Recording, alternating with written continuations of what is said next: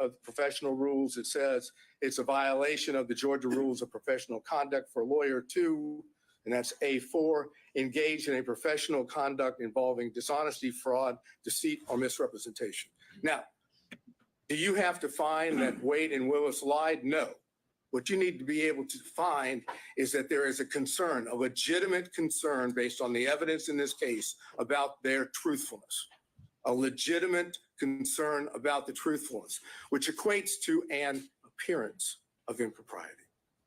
Because once you have the appearance of impropriety under forensic misconduct, the law in Georgia is clear, that's enough to disqualify. So why should you find there's a concern with their truthfulness? ERT is the first one. You have that testimony. But then we go to what is the most obvious indication that Willis and Wade were not truthful on the point of timing, and that's Bradley. Defense Exhibit 26 came into evidence. Defense Exhibit 26 comes in and says, and you know I went into this the last hearing. It says that on January the 5th, 2024, at approximately 9:49 a.m., there's text messages that are exchanged between Ms. Merchant and Mr. Bradley. And the text messages go like, just date, and that's from Ms. Merchant. Ms. Merchant says, do you think it started before she hired him? Bradley, who we now know from Defense Exhibit 39, has been texting with Ms. Merchant for a number of months. This is not the first time. This is months within the communications between the two. Mr. Bradley says, absolutely. Now, absolutely is not a speculative word. That's not speculation. That's a definitive statement. And Bradley then, unprompted, says this, and unprompted is important. It started when she left the DA's office and was a judge in South Fulton. It goes on, Ms. Merchant says, she liked it started when she left the DA's office with the appropriate emoji or whatever one would call it to say it was liked. And then Mr. Bradley said they met at the municipal court CLE conference. Again, unprompted. He's now definitively telling Ms. Merchant when this relationship started. Ms. Merchant says, that's what I figured when he was married. And then Ms. Merchant says, and we're now talking about a couple hours later, she texts and says, upon information and relief, Willis and Wade met while both were serving as magistrate judges and began a romantic relationship at that time. And Mr. Bradley responds, no, municipal court. Thank you. Doesn't say it didn't start then. He doesn't suggest that she's wrong other than magistrate court and municipal. Now we have that and it's in evidence. And what does Bradley do? He knows that he's put himself in a position that if he testifies truthfully on the witness stand, Your Honor is in a position to be able to find, if you choose to, that both Willis and Wade lied. So what does Bradley do? Look, you were an assistant U.S. attorney. You know how this works when you have witnesses in this situation. Mr. Bradley did everything he could possibly do to evade answering questions. No recollection, couldn't remember, it was speculation. Anything he could possibly say that would cause, Your Honor, not to believe that Bradley knew when this relationship started. I suggest they were clear-cut lies, and the truth is in Defense Exhibit 26. And so if we take that view, that he thoroughly impeached himself, that he did not give truthful conduct, what's left standing? Generally, you would see someone who's impeached, perhaps we have some kind of core that you could point back to and say, that's the time he was telling the truth. In these text messages, is it ever definitively shown how he knew this and that he actually did know it, other than just a assertion outright, absolutely. Usually if a state has a witness that goes sideways, they've got them locked in. They've sat down with a detective, got a full statement. We don't have that here. But what you have is a text message, which is a prior statement of Bradley that he did on his own, that was not given to him by someone else. The only thing that the court has just noted is, how do we know he wasn't speculating? Because you don't have to accept the fact that he wasn't speculating. The cases that I provided, I think by email yesterday, the first dealing with that, you can disbelieve that testimony and draw a negative inference. That's the Ferguson case. On Lee, the other case, you can simply take the prior inconsistent statement as substantive evidence. It has the same value. And that's what I'm asking you to do, to take what was the unprompted statement in Defense Exhibit 26 of Bradley and take that on its face value, that is an indication that Bradley in fact knew and had said he did. If you accept that, you have to have concerns about the truthfulness of Willis and Wade on the timing issue.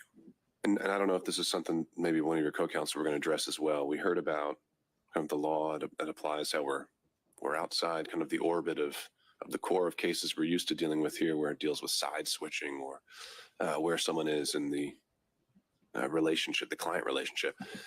The proposition you're putting forward now is that if a representative of the state, a lead prosecutor, the district attorney themselves, says something that's untruthful on the record, that is something that immediately has to be proactively policed by the trial court. Is basically what I'm getting at is, where in the law do we find the remedy to an untruthful statement? Generally, we send you down the street to the bar, right? And that's why I gave you the cases of Registe and Edwards yesterday. While those aren't prosecutorial cases or dealing with prosecutors, they deal with counsel. And in both those cases, the trial judge found ethical violations on the part of defense counsel, or potential ethical violations. Went through the ethical violations and said, based on that, you're disqualified. You cannot be the attorney of record in this case. What's good for the goose is good for the gander. If defense counsel can be kicked off of a case because of ethical violations, I suggest the same thing can happen for prosecutors when the ethical violations deal with truthfulness, candor to the court, extrajudicial statements. Those are the things that this court can rely upon and say, based on those, again, I find an appearance of impropriety. Where would be the limiting principle? The district attorney signs every indictment assigned to this courtroom. No, Does that mean she's off every case? No, it would be when the... If I found that she's untruthful, is that what you're kind of suggesting though? You don't have to find, again, I'm not saying you have to find she was untruthful or that Wade was untruthful. You don't have to make a finding of fact that they lied. All you have to do is make a finding of fact that you have genuine, legitimate concerns about their credibility, about their truthfulness. And once you find that, then you can apply Registe and Edwards. Well, but it's the same principle though. If I have genuine concerns about her truthfulness on a particular occasion, how do those not spill over into every criminal case a district attorney brings? Well, it's because she testified under oath, and so did Mr. Wade. They didn't have to testify falsely. They could have testified truthfully. They could have indicated that the relationship, the timing was in fact before Mr. Wade was hired. They chose not to. And in that sense, that dishonesty, that constitutes a violation of their ethical responsibilities. This is not signing an indictment. This is not filing a pleading in which both sides have their own positions. This is a requirement that every witness has to tell the truth under oath. And if they don't tell the truth under oath, or there's a significant concern about their credibility, then they're violating their ethical rules. And as anyone will tell you, as Your Honor already knew from when you were a prosecutor, prosecutors are held to a higher standard.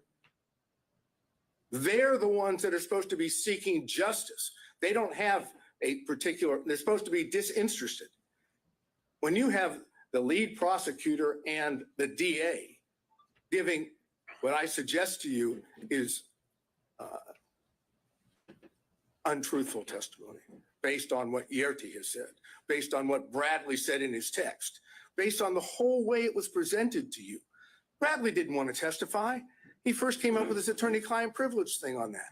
And Your Honor was, fortunately, went into that.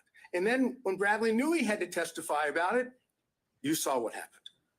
You can draw the inference, as I've suggested on Bradley, that what he said in the text message, Defense Exhibit 26, is true. The relationship, in fact, started prior to November 1st of 2021, that Yerty says that. And now, without getting into any detail, the cell phone records. The cell phone records show that during that period of time from, let's say, April 1 of 2021 to November 30th of 2021, that there was a considerable number, 35 or more occasions where it appeared that, based on the records, that Mr. Wade was down in the area where Miss Willis was staying in Yerty's apartment. But more important is there are two occasions, and the state has not challenged those. There are two occasions where the records reflect that it appears Mr. Wade spent the night at that apartment. The state may say, we don't accept that, but they didn't challenge it. And even when they brought forth what they brought forth today, supplemental 2 and 3, they didn't challenge it again. So what does that suggest? That's corroborating evidence of what Yerty had said, of what Bradley said in his text message. It's also impeachment evidence as to what Wade and Willis said about how many times. Is that a significant, in terms of just the times? Didn't Mr. Wade testify that he was there at least 10 times during that time frame? You've now found 35. Well, minimum of 35. Okay. But never overnight. He said he never spent overnight. Put that to the side, though, just in terms of the fact that he did say he'd been over there, that he'd visited the place, and I would presume he wasn't obviously keeping a very good account. Friends would walk up to me and just be like, what the f is in your mug? And I would just tell them, it's mud. I was drinking tons of coffee. I was jittery, I was anxious. It became really obvious to me that my coffee addiction was more something that was prescribed to me by culture than something that I wanted to continue. And I met more and more people who had a similar relationship to caffeine. I ended up swapping it out for this masala chai I found. I added lion's mane for focus and cognitive function, cacao for mood, energy, and of course flavor, chaga and reishi for immune support, turmeric and cordyceps for physical performance, cinnamon and a pinch of salt to help the flavors pop. This drink that really changed my life ultimately became it, and we would love for you to try it.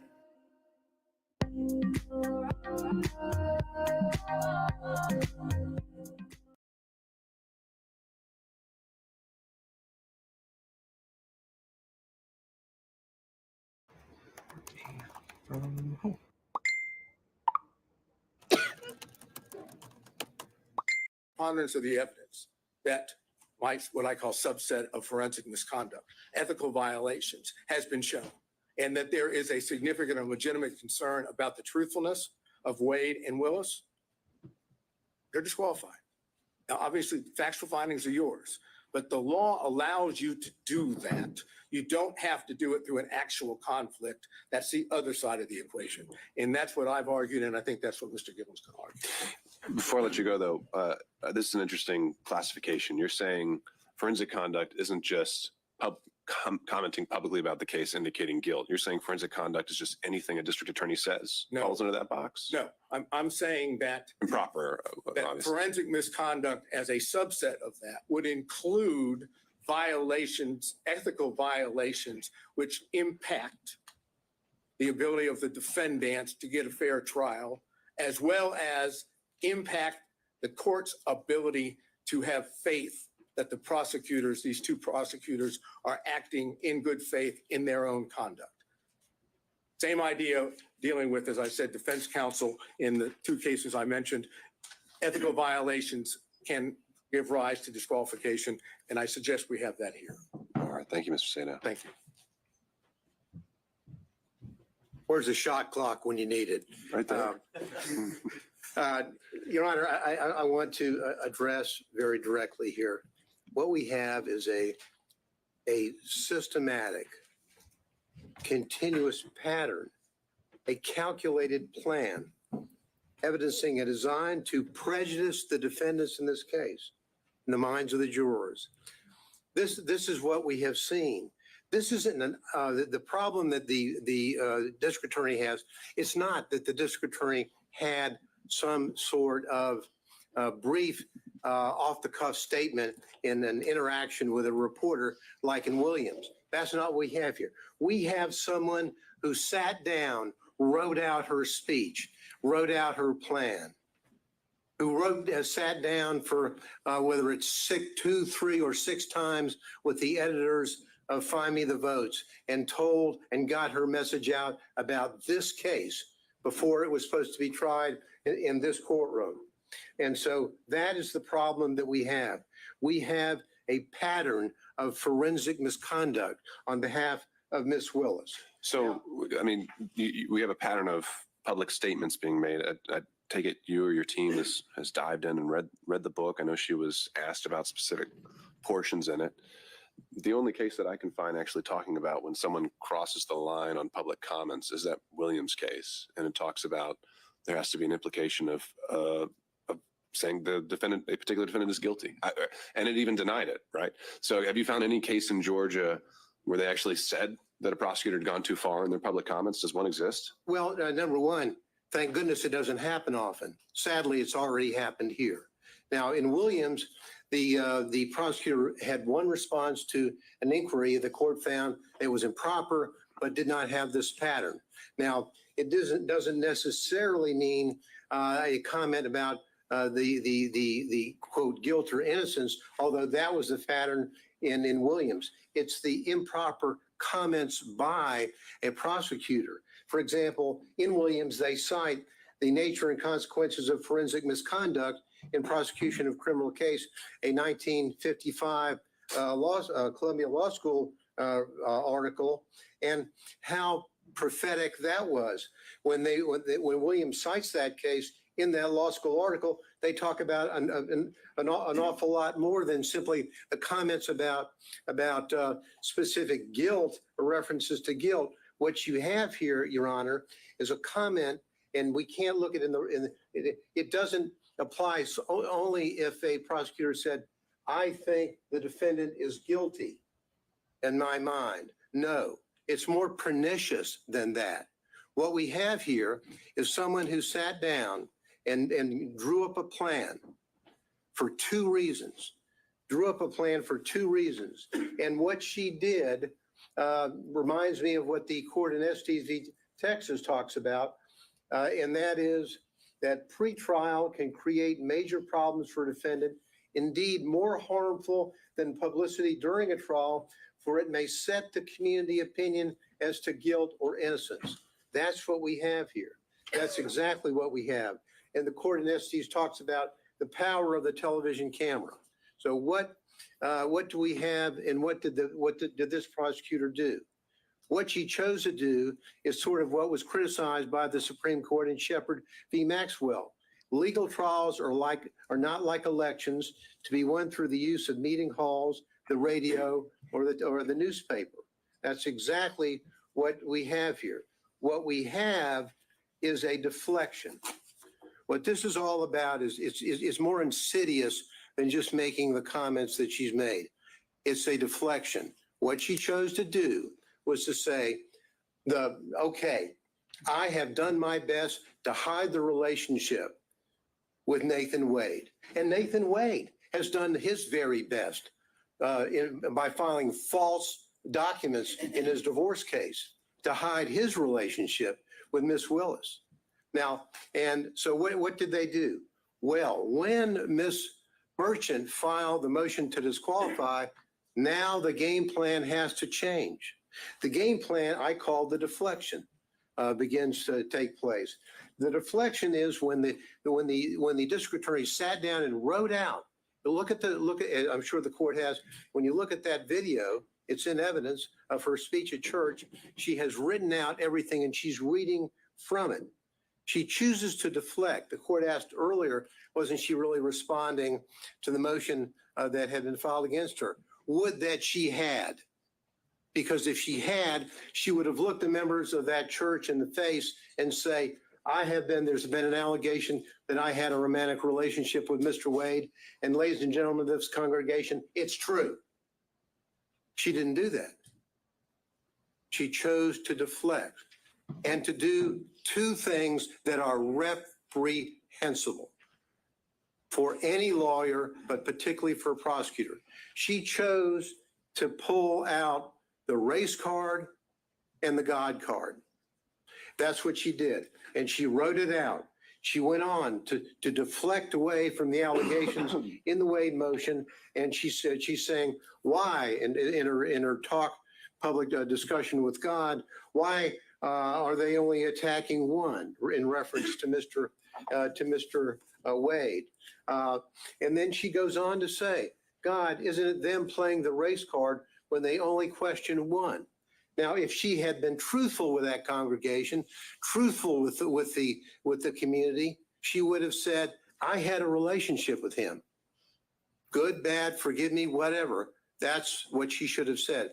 But she chose to deflect and say them, the reference to them and the others and they. It's obviously a reference to the motion filed by Ms. Merchant. They choose to go after the black man. And she then goes on, again, deflecting away and deflecting to what I call the third rail in American society, choosing somebody on the other side of being a racist. So-and-so is a racist. They're racist. She was the one playing the race card in a way to try to deflect from her own conduct. She goes on to say in discussions with the Lord, God, is it that some will never see a black man as qualified no matter his achievements? Again, the deflection.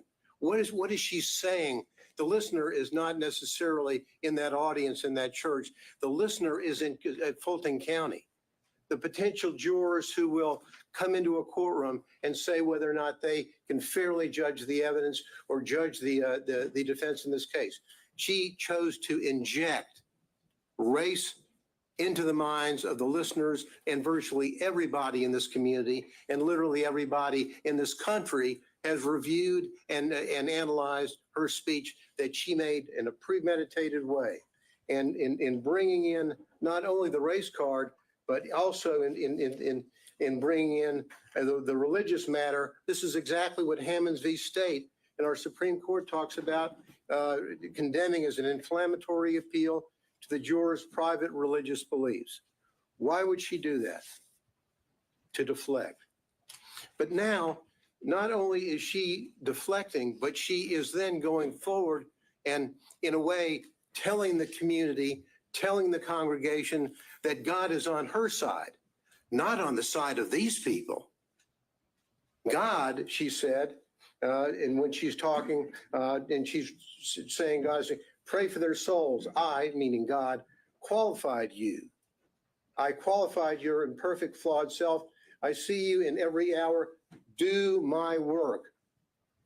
As though she's telling the folks in her very, very, very implicit way, injecting into the minds of the jurors, God wants me to win this case.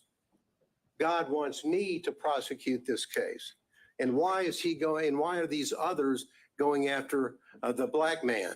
Well, the answer is very simple. As we said in our brief, we didn't mention Mr. Cross, the white female, or Mr. Floyd, the white male, because there was absolutely no evidence and is no evidence of a personal romantic relationship with them in which he obtained these benefits. That's the reason why we did not do that.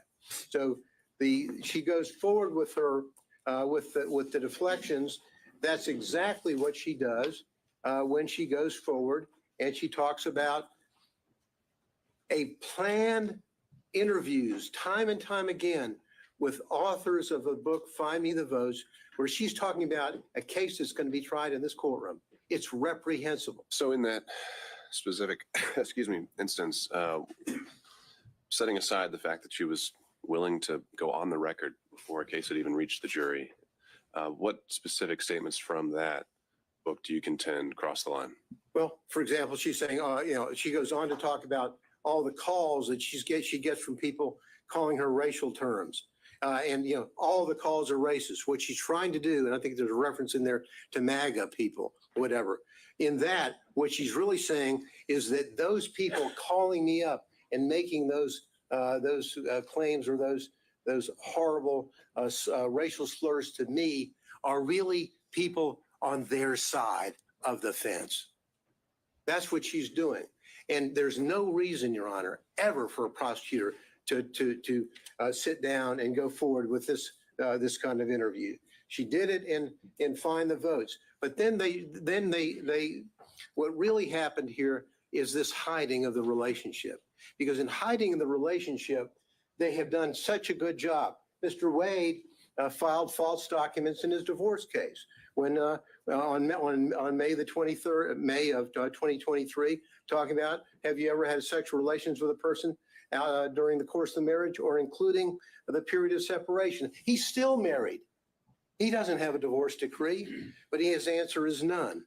Then he's asked whether or not on any occasions he's entertained or been entertained by someone, a woman, a member of the opposite sex, in this case a woman, from the date of the marriage to the present, talking about place and time and all that. What is the answer? None. Why does he do that? He does that because he doesn't want to tell about the relationship that he has with Miss Willis and the benefits that he has gotten and that he gave to her. That's exact. And what these answers are absolutely reprehensible, that a member of the State Bar of Georgia would file these answers that are inaccurate. What does Miss Wade do? Miss Willis do? Miss Willis, on her financial report, on whether or not she has gotten anything of $100 or more in value from a prohibited source. The court asked earlier about what a threshold might be. Well, for the financial report, it's $100. That's it. She doesn't report any of all of the benefits that she received from Mr. Wade, all the trips, all the entertainment, all the 3 nights in the luxury suite in Aruba, all of that. None of that is here. And they say, oh, well, maybe it all balanced out, even though I can't prove it with the cash. Well, that's like saying, did I give the court a Christmas present? Well, maybe I gave the court a Christmas present and the court gave me one back. The court has to fill out a form whether you got a Christmas present from anybody. You say, I got one from Mr. Gillen. You don't say, nah, well, I gave him one back, so it really evens out. They're false reports. And because they're false, what they had to do is they had to say, uh-oh, Miss Merchant has caught us. And so what we're going to do is we're going to get, in our response, we're going to get Mr. Wade to file a false declaration, which he does. His declaration in this case is false. And the evidence showing that that is false as it relates to the timing, and the court asked earlier, why does it matter, if the relationship was before or after November 1, 2021? The answer is they think it's important, and frankly, I do too. Because when she's hiring somebody and she's not telling the people who are going to be paying the tab up to $700,000, hey, I just hired my boyfriend who's taking me on trip to the Caribbean and taking me down to Aruba and taking me to California. Hope you don't mind. No disclosure whatsoever. And the money flows off. But because they got caught, they then commit what I think is an additional component of forensic misconduct, and that is fraud on this court. When they filed that affidavit, and now it's been proven, I think, beyond virtually any doubt that the relationship occurred prior to November 1, 2021, and the benefits that were there. And we don't have to run around. And I love we've got all the records showing from Mr. Wade about the payment for these trips, for the cruises, for the flights, all this stuff. What's the only way is they sat around and met together before they testified and came up with their story. What's the only way that they can save themselves? Pay no attention to the records. pay no attention to the airlines and to the flights and vacations and the cruises. I paid him back in cash. Show us your receipts. Where did you take cash out of the bank? Ever? Oh, I don't have any. Well, show us the deposits that he had. Well, never. We don't have any. What we have here is a fraud on this court, which has been shown, I think, overwhelmingly by the evidence and overwhelmingly through not only the testimony of Yurdi, the testimony of the emails and the text from Mr. Bradley to Ms. Merchant, as well as all the documents that they had no answer to other than the just trust me, I gave him money, it evaporated, I don't know where it came from, and he doesn't know what he did with it. Just please trust us and believe us because it's our only way out of the trap that they set for themselves. These people, sadly, and I hate to say I was a former, as the court knows, I was a prosecutor for about 3.5 million years, it seems, in the federal building, and I was an assistant DA beforehand. Prosecutors don't act like this. Lawyers don't act like this. These people, Your Honor, is a systematic misconduct, and they need to go. Thank you.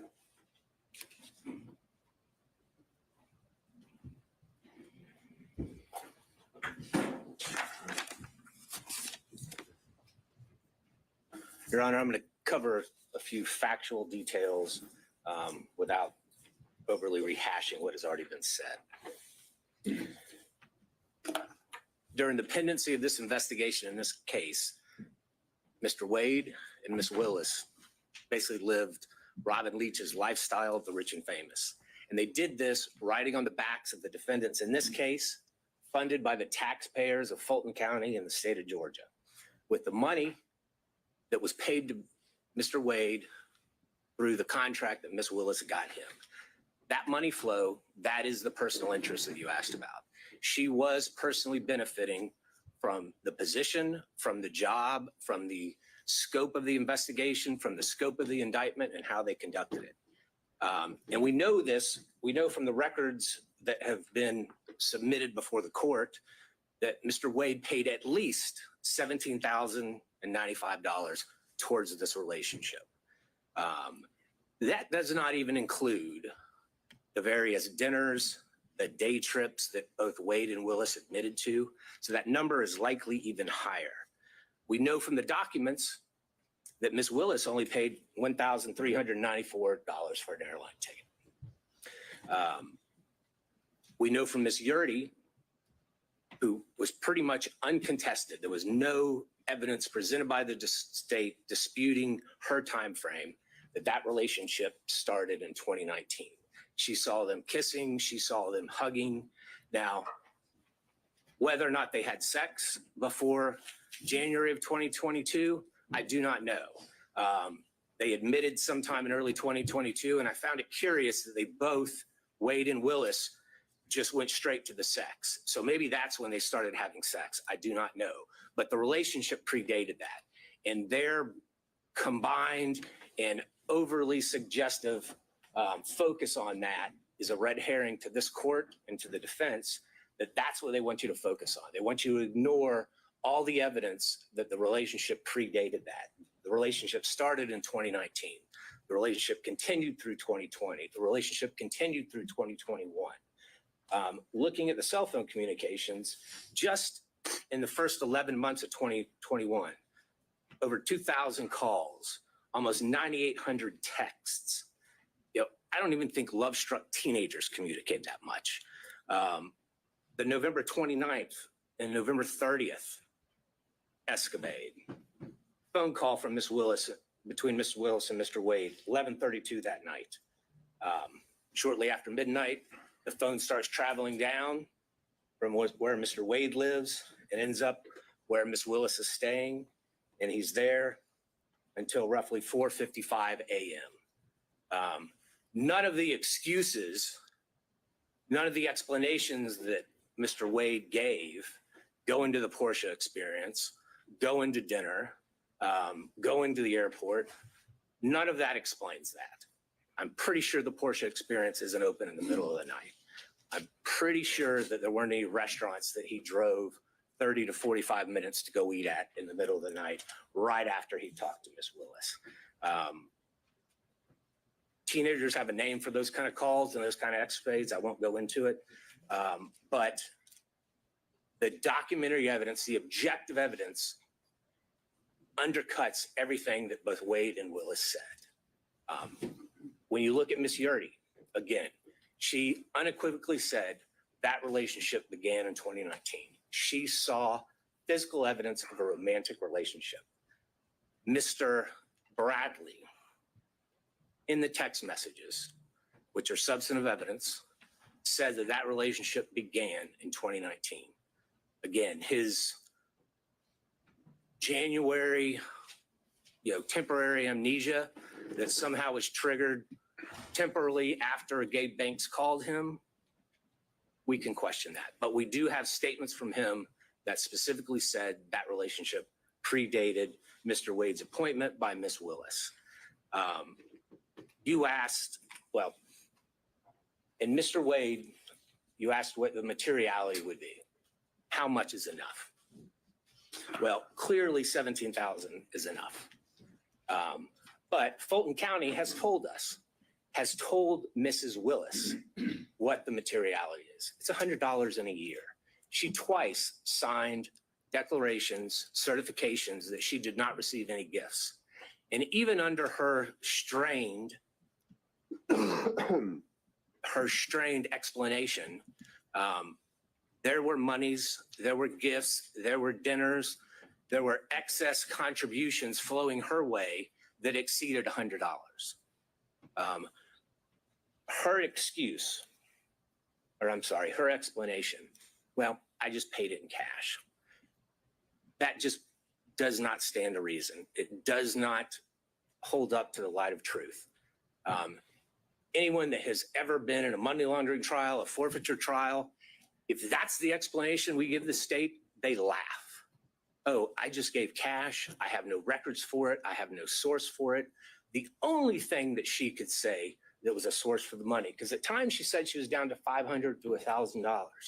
The only explanation she had is, well, sometimes I go to Publix and I may get an extra $50. That shows up on your debit card or your credit card. Did they bring those records in? No. Did they bring her bank accounts in? No. Did they bring any documentary evidence in? No, they did not. And why is that important, Judge? Yes, the burden is ours. But under OCGA 24-14-22, if a party has evidence in such party's power and within such party's reach, by which he or she may repel a claim, and they had that power, Ms. Willis had that power, Mr. Wade had that power, that they can repel the claim that we have made against them, but they admit to produce it, or if they produce weaker evidence, then you, as the fact finder, Judge, it is in your power to disregard that, and a presumption arises that that documentary evidence that is in their possession that they failed to produce supports our claim. And that is something that the state relies on regularly in criminal trials. And that is something that the court should rely on in this case when formulating its factual findings. And we know that both Mr. Wade and Ms. Willis have some difficulty expressing the truth when it comes to their relationship in these cases. We know Mr. Wade lied in his interrogatories multiple times. We know Ms. Willis falsely certified that she hadn't received any gifts from anybody. And Mr. Wade clearly was a prohibited source. He was someone doing business with Fulton County. Anything over $100 in a year, she had to put down, and she put zero.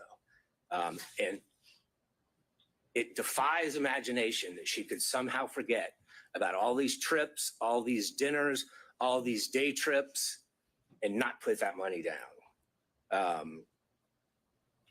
You had asked, I think it was Mr. Gillen, did she say in that church speech or anywhere else that the defendants were guilty? And I think she did in that church speech. She said in that church speech, and she was talking about a conversation that she apparently had with God, talking about herself. She said, this leader has a trial conviction rate of 95%. She said, the trial team this leader put together has a conviction rate of 95%. I do not see how anyone, and I think that was purposefully intended by Ms. Willis, I do not see how anyone can listen to those two statements and not take that Ms. Willis is telling everyone in that church and everyone that's going to hear that in the media afterwards that these defendants are guilty. That is what she was saying. She is a prosecutor. She's familiar with the U.S. v. Berger. Every single attorney that's ever been a prosecutor is familiar with the dictates of that U.S. Supreme Court case. That is a foul blow. That is improper, and she violated pretty much every tenet a prosecutor must abide by to seek truth and justice in a particular case. So, Judge, when you're looking at this, the uncontroverted evidence shows that they had a relationship prior. The uncontroverted evidence shows that Mr. Wade lavishly spent on Ms. Willis. The uncontroverted evidence shows that the money that he was spending on Ms. Willis came from this contract that he had. And I'm not just talking about the contract as a special prosecutor, but there's also those other questionable contracts that no matter whom his partner seemed to be, they also got. There is a direct financial benefit that Ms. Willis received from this.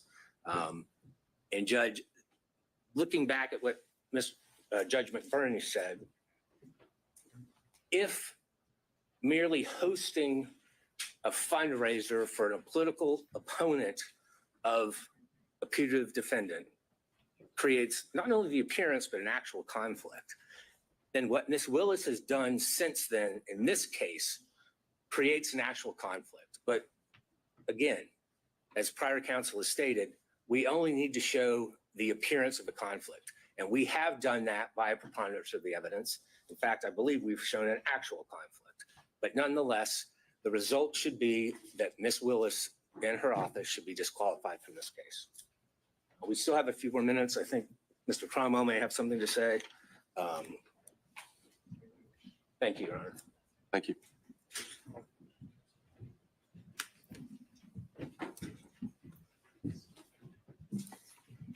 Good afternoon, Your Honor. Yeah. Harry McDougald for Mr. Clark.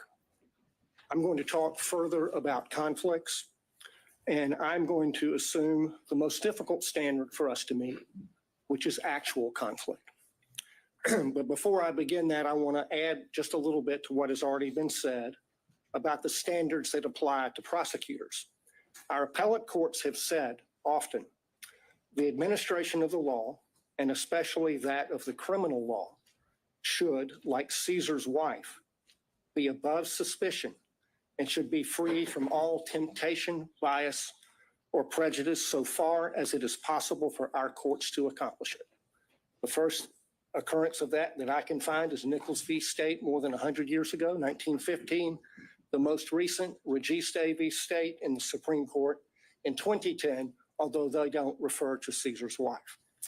That requirement is also embedded in the prosecutor's statutory oath, 15-18-2, which requires impartially and without fear or favor discharge my duties as district attorney and take only my lawful compensation, so help me God. The general rule on conflicts of interest for lawyers is in Rule of Professional Conduct 1.7. And we all know, it's all drummed into us, that we cannot have a conflict of interest.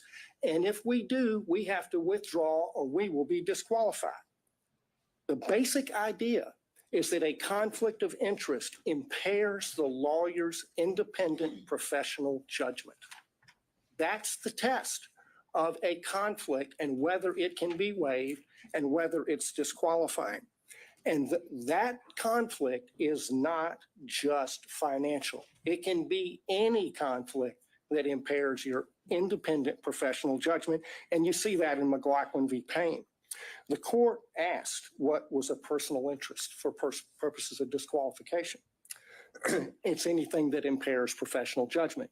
That's reflected in the ABA standards that were quoted by Mr. Merchant, which list the prosecutor's personal, political, financial, professional, business, property, or other interests or relationships. And that's really embedded in the prosecutor's oath to act impartially.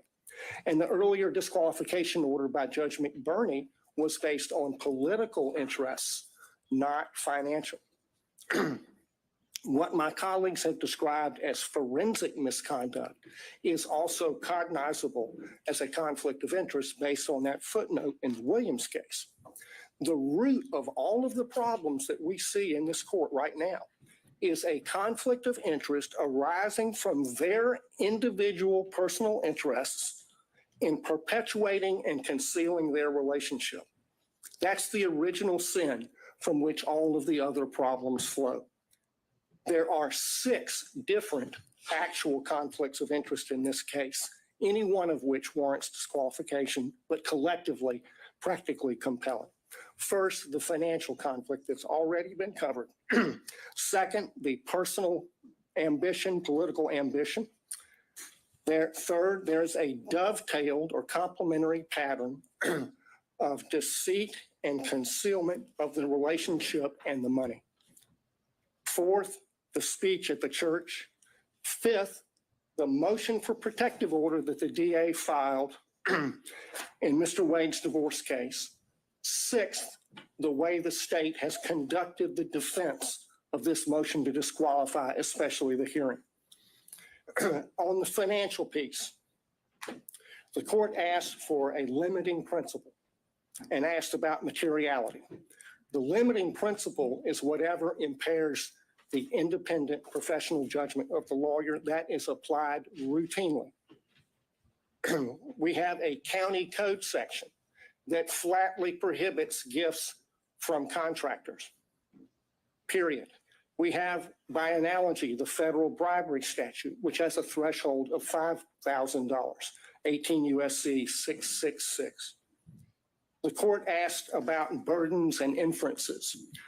The court can draw a negative inference from the state's failure to produce evidence to support the invisible magic cash balancing theory based on State v. Thomas, 311 Georgia 407, particularly footnote 19. As to the timing question that the court asked about, there were 2 contracts for Mr. Wade executed after they acknowledged the relationship began. Each one of them afflicted or conflicted under county and common law. The second conflict is her political ambition, for which he was previously chastised by Judge McBurney. And that's also present in this book. The inside flap of this book says that they were given, quote, exclusive access to thousands of secret documents, emails, text messages, and audio recordings. The court has twice denied defense motions to unseal special purpose grand jury materials.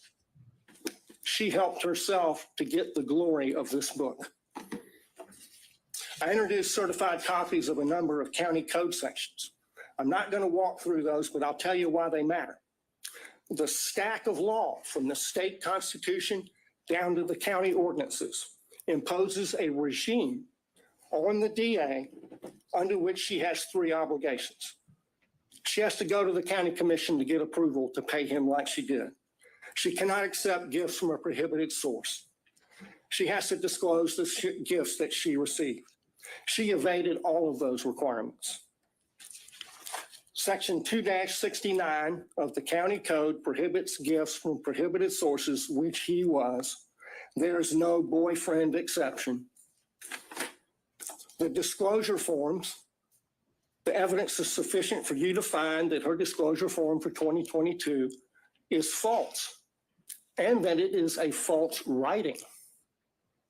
That's an actual conflict of interest between her duty, legal duty of disclosure, her legal duty of candor as a prosecutor, and her private and personal interests in concealing the relationship, concealing the gifts, and keeping the gravy train rolling for as long as possible.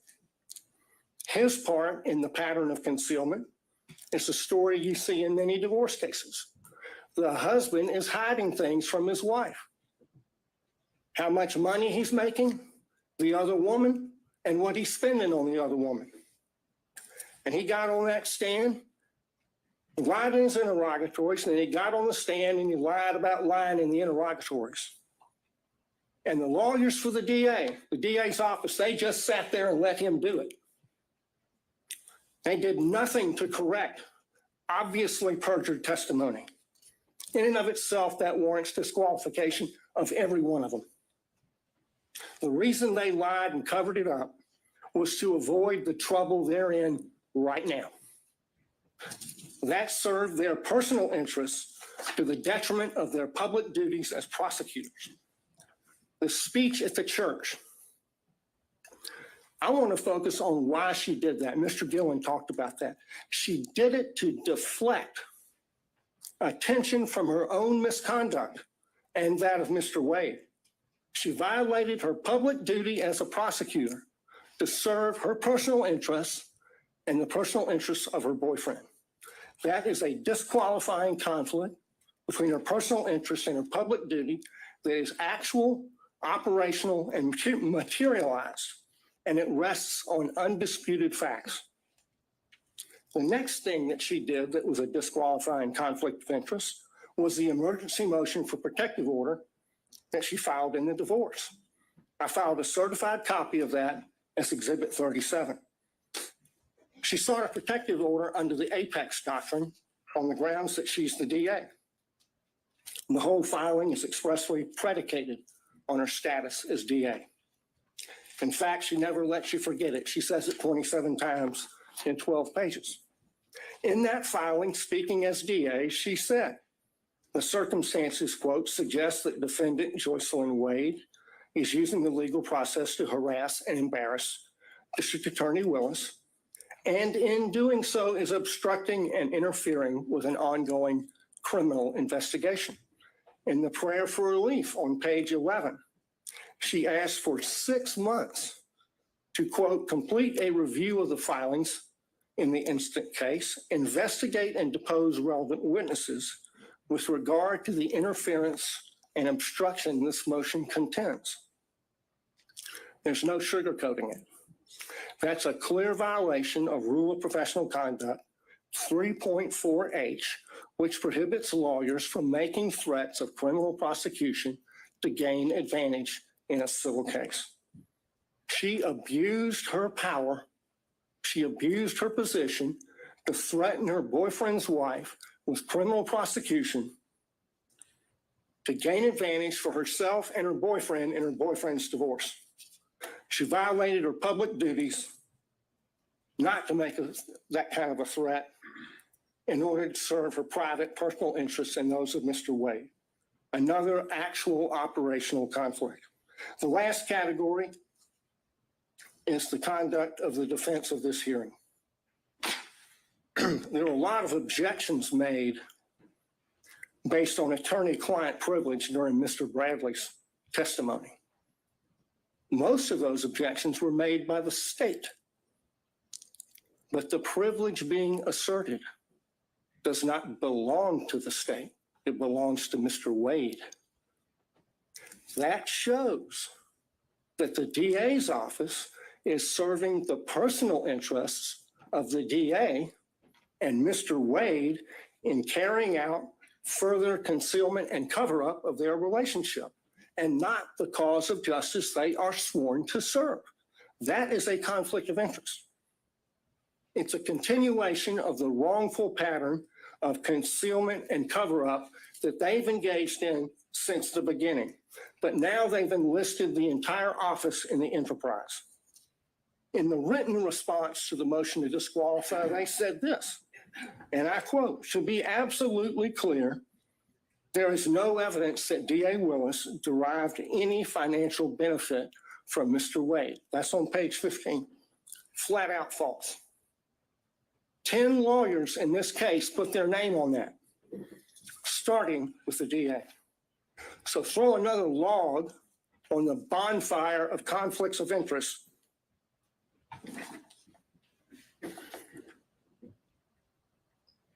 The problem here is the DA cannot distinguish between her personal interests and ambitions on the one hand and her public duties as a prosecutor on the other, and apparently neither can anyone else in their office. Of the 6 conflicts I've identified, only 1 is subject to a conflict in the evidence. This is a case study in what happens when you operate under a conflict of interest. It's put an irreparable stain on the case. Think of the message that would be sent if they were not disqualified. If this is tolerated, we'll get more of it. This office is a global laughingstock because of their conduct.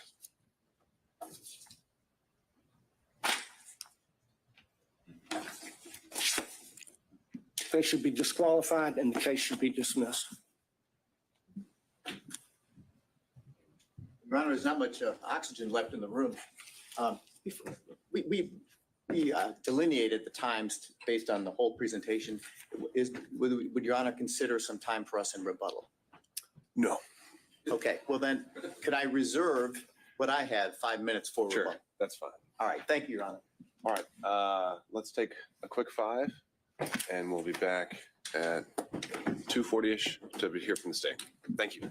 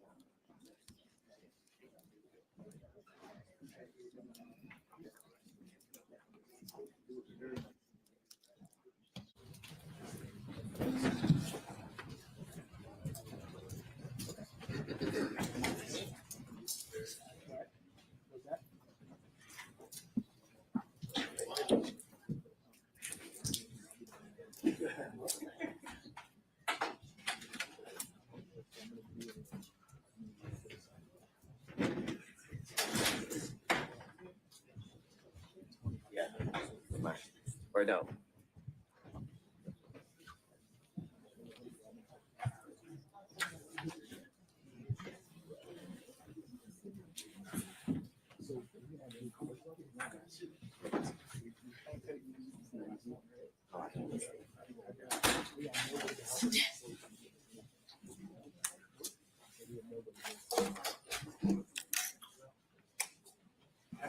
Sir.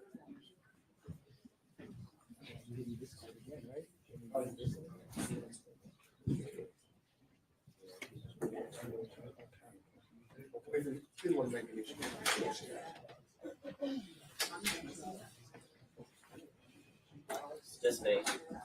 Just me.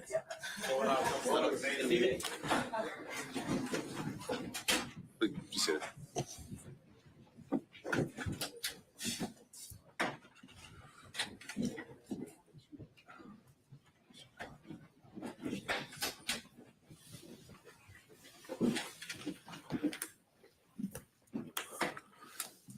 All right, we're back on the record. Stay ready. Yes, Judge, I just am trying to get to where I can share my screen. We need to add you as a host then. What's your profile name on the Zoom? Your screen name on the Zoom. Adam, Abadi. All right, just making sure. Bear with us. Do you need it right away? No, I can start without. All right, floor is yours. So good afternoon, Your Honor.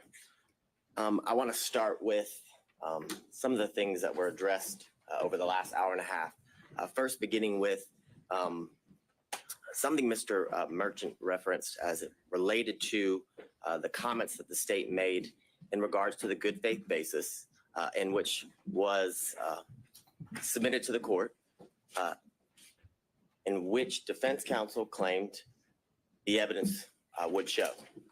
And I would strongly bring to the court's attention that the claims that were made were material misrepresentations.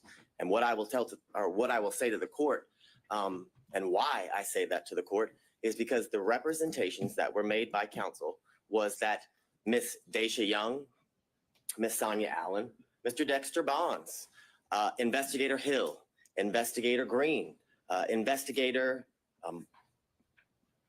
Ricks, all of these people would be called, and Mr. Bradley would be able to impeach their knowledge by saying that he specifically in his presence or to him said that Miss Willis and Mr. Wade were in a romantic relationship, and that Miss Willis and Mr. Wade were cohabitating, that they all knew that.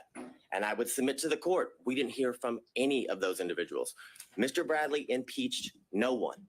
And I say no one because he did not impeach Mr. Wade. In order to properly impeach a witness, you have to confront the witness with the specific statements. Mr. Wade, and you can look back at the YouTube of the entire hearings of the last couple days, Mr. Wade wasn't once confronted with a statement that he claimed or said, or that is claimed that he said to Mr. Bradley. The way you properly impeach somebody, you have to confront the witness. Here would be Mr. Wade.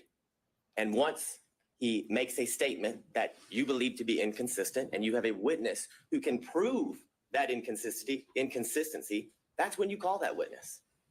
And when Mr. Wade was on the stand, not once was he asked, did you tell Mr. Bradley this in a confidential conversation in your conference room that was not covered under attorney-client privilege? That was not asked.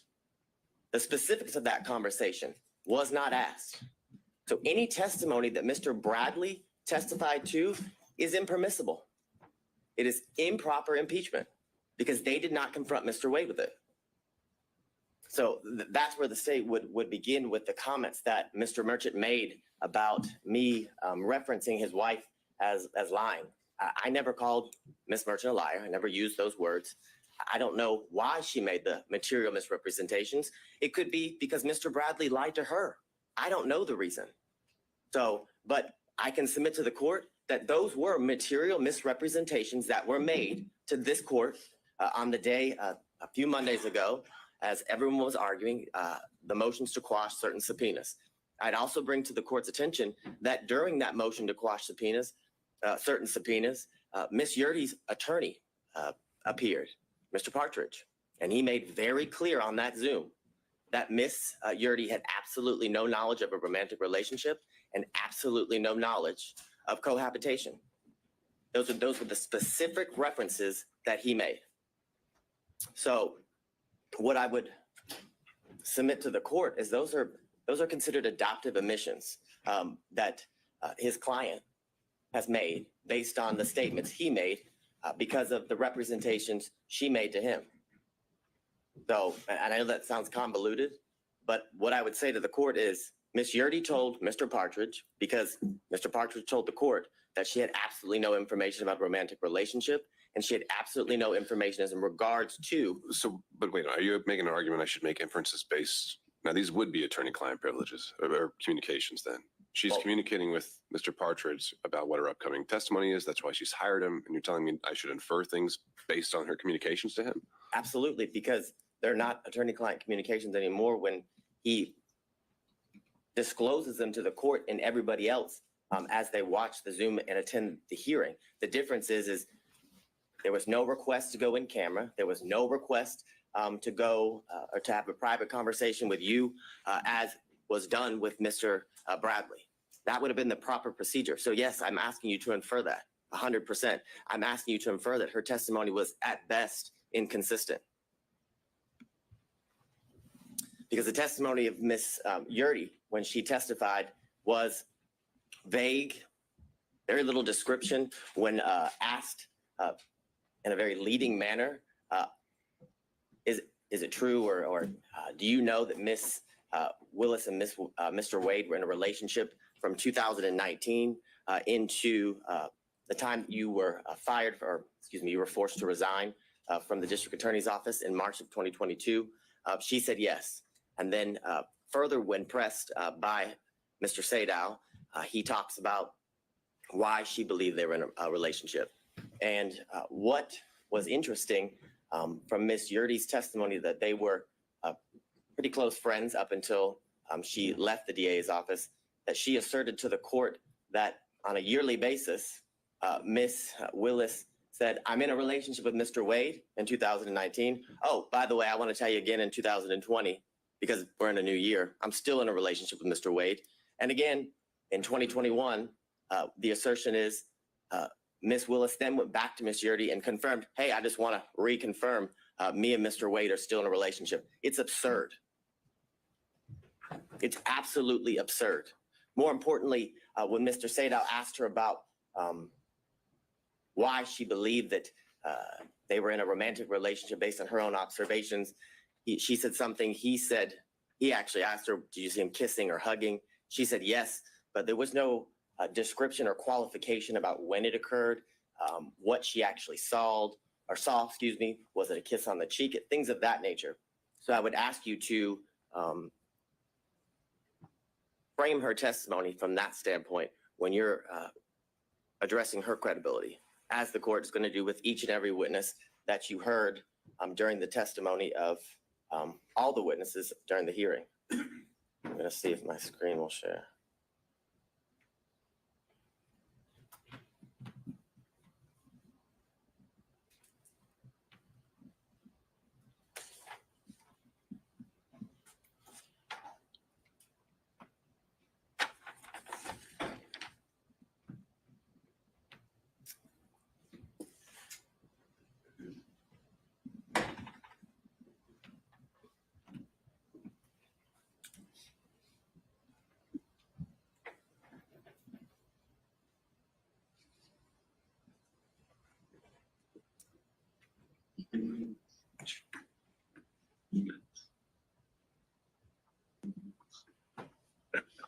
Now, I want to talk a little bit about the standard and the burden here in this instance as it relates to defense counsel and the claims that they have made in the motion to disqualify. And as I was doing a whole lot of research, I came upon this law review article from Cornell scholarship reading or publication. And they made very clear that courts have been relatively reluctant to exercise their power to disqualify prosecutors for any reason.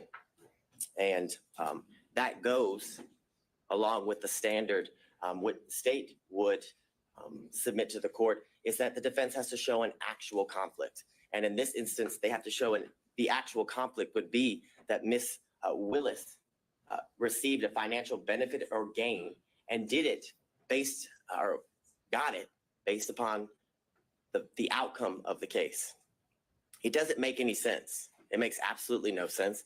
And during the 3 days of the extensive testimony of all of the witnesses and the prolonged examinations of the witnesses by multiple defense counsel, they still got nowhere. We're in the same position we were in on Monday. The same assertions that were made on Monday have no answers today as we're before your honor. They were not able to provide any evidence as to, or to the contrary of Ms. Willis and Ms. Wade's assertions of when their relationship began. There's absolutely no evidence that contradicts that the relationship did not begin later than or around March of 2022, your honor. I'd further submit to the court because of this failure that their assertion or their request that one, the indictment be dismissed. There's absolutely no evidence that the defendants in this case, their due process rights have been harmed in absolutely any way. There was zero evidence, not a single shred of evidence was produced through any of the exhibits or the witness testimony showing how their constitutional rights, their due process rights were at all affected by the relationship that began in March of 2022 with Ms. Willis and Mr. Wade. And because of that, the motion to disqualify should be denied. And Ms. Willis, as the district attorney of Fulton County, and Mr. Wade, as the special prosecutor assigned to this case, should be allowed to remain on this case and continue to prosecute the case to the end, your honor, until the trial is set by the court and is to begin. Now, the issues, obviously, you've heard a lot from defense counsel as to what the issues are for you to, I guess, determine. And here it would be the state's contention is that you must find that there's an actual conflict if you were or are to come to the conclusion that you should disqualify Ms. Willis and the district attorney's office. And looking at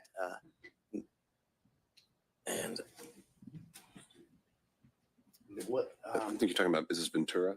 it's McGlynn v. State, MCGLYNN v. State, 342 Georgia Appeal 170.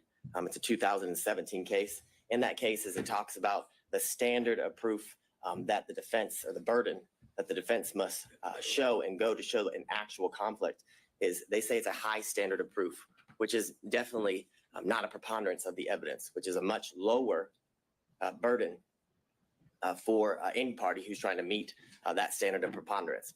But it's clear that the standard is that is a high standard of proof for both when determining whether there's an actual conflict and when there's forensic misconduct that is found, Your Honor.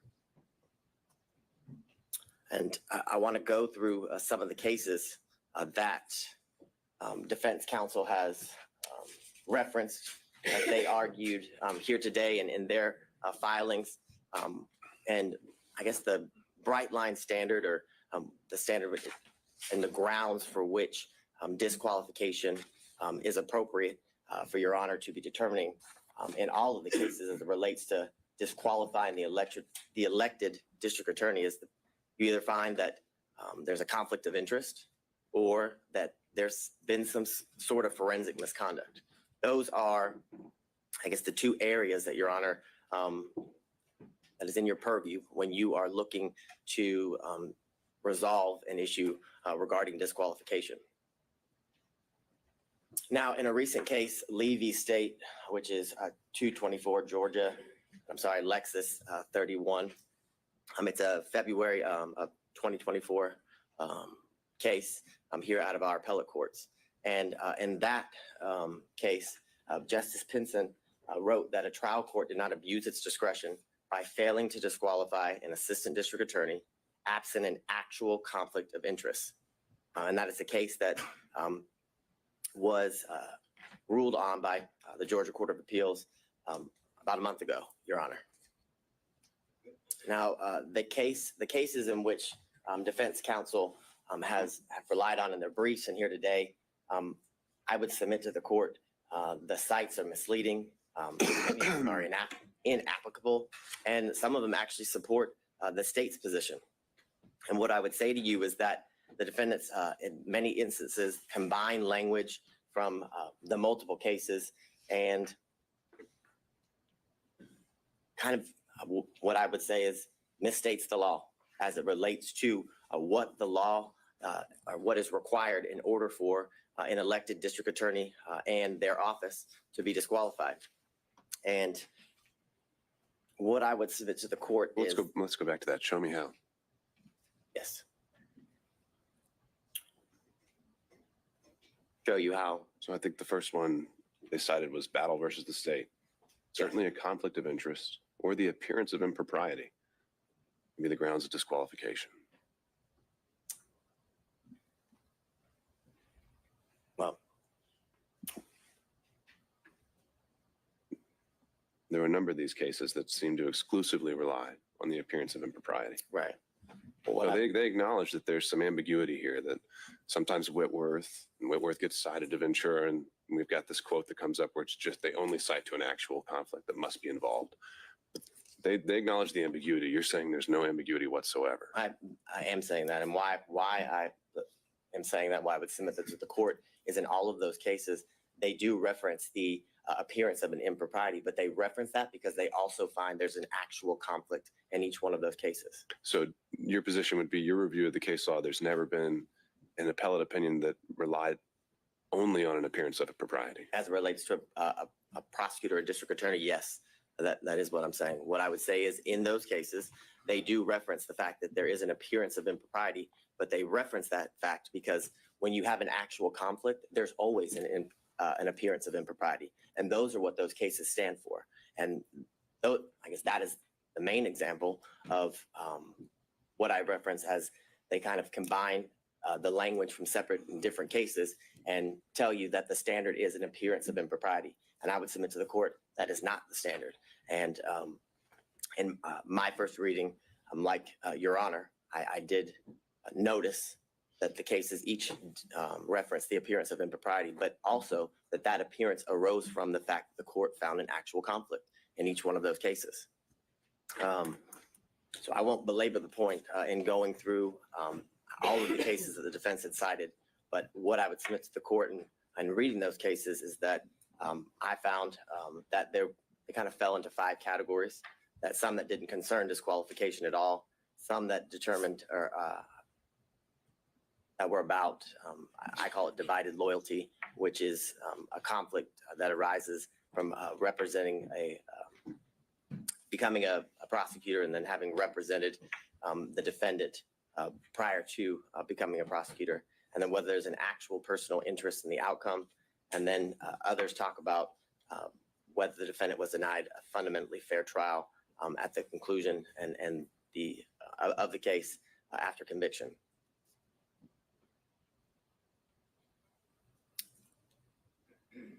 And these are some of the cases that defense counsel had cited within their brief that had absolutely no application to the issue that we're here before Your Honor today. The first, McIver v. State, has nothing to do or has nothing related to the disqualification of anyone. And I think some of these are just relating to kind of aspiring for broad language about standards to prosecutors. So point taken there. But if there are more, all right, keep going.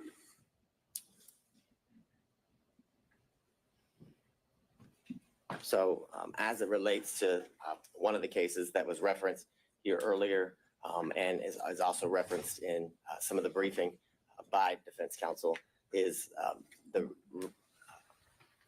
Regested v. State, which is 287 Georgia 542, and all of the cases that fall under this, what I would call category, is about a attorney who formerly prosecuted a defendant in I guess the same type of case or the same case or similar charges, and that would be why the courts the courts found that disqualification would be necessary because of the relationship that existed between the former client and the now person who's being prosecuted, Your Honor.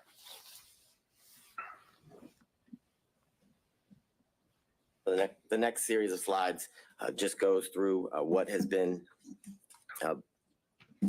addressed as it relates to the standard that is required when dealing with the issue of disqualification, and the state would contend and submit to the court that the defense must show an actual conflict in order to have the district attorney disqualified, and that actual conflict has to be in the form of showing that Ms. Willis, in this instance, received a financial benefit or gain in relation to the outcome of the case. Like many of the cases that involve personal interest, Your Honor, it's all based on a contingency fee, where how much they're paid, or a bonus, for example, is dependent upon the outcome of the case. That's how one is to show that there's a personal interest in the case. We have none of that here. And I would submit to the court, we have absolutely no evidence that Ms. Willis received any financial gain or benefit. The testimony was that Ms. Willis paid all of the money back in cash as related to the trips. And if didn't pay back in cash, it was all right. Let me explore this one a little bit. Mm-hmm. So, in addition to you're saying it's only an actual conflict, are you also saying that it's only if a financial interest is affecting the final result, the outcome? That's the only one we should be worried about, or is it that the prosecution as a whole is what we should be looking at in terms of a stake? So, what I'm thinking of, I'm just going to try and come up with some hypos here. What if ADAs are given a bonus for every motion to suppress they win, $1,000 per Fourth Amendment claim they win? Well, now they've got an incentive, if one of their officers is lying, not to tell you about it because they want to win that motion to suppress. But maybe that doesn't affect the outcome because you can win a motion to suppress or lose it, and that doesn't decide whether it's going to be a guilty or not guilty verdict. But doesn't that affect the prosecution of the case, if not the outcome? Yes, I would definitely agree that that would be an instance where disqualification would be necessary and appropriate, because it's a situation that involves a contingency fee. And I would submit to the court that it actually does end up affecting.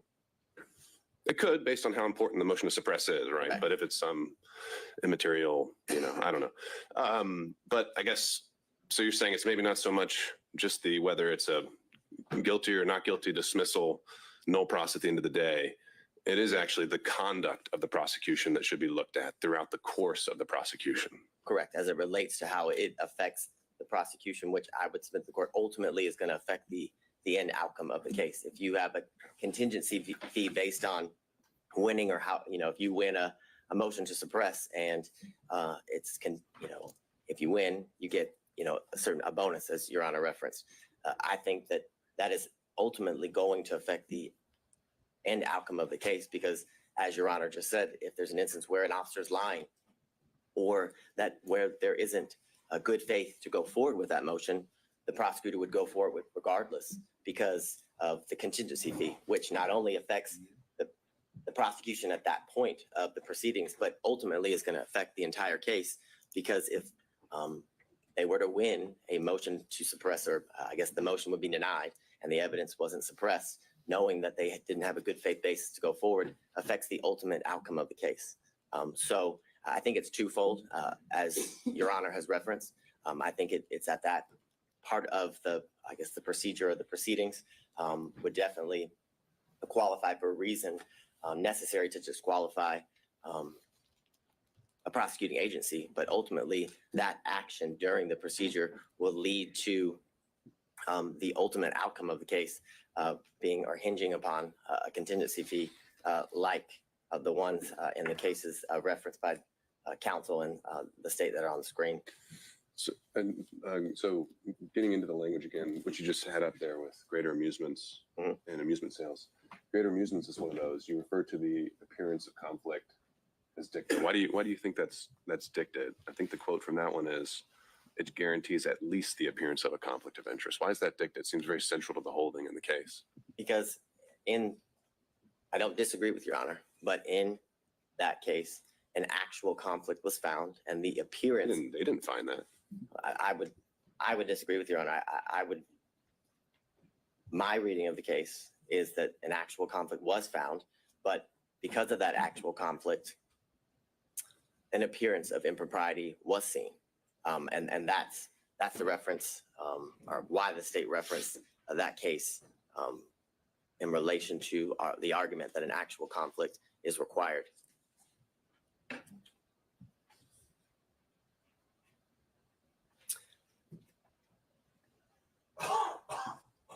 In the series of cases, Young, that was referenced by defense counsel, as well as Nichols v. State, are both instances where there's a personal interest in the case due to the situation and where at one point they were opposing parties. And of course, there's a personal interest or stake as it relates to prosecuting an opposing party in a civil claim, which are what both of those cases reference, which shows that there's an actual conflict of interest that relates to the personal gain of the specific prosecuting agency. And what do you make of Nichols' reference to, it's an older case. Sometimes the language can be what we're not accustomed to seeing, but there's, they refer to the metaphor of Caesar's wife. And generally when that's used as a ethical standard, that's something that goes beyond just an actual conflict, right? Isn't the beyond reproach getting more into appearance world?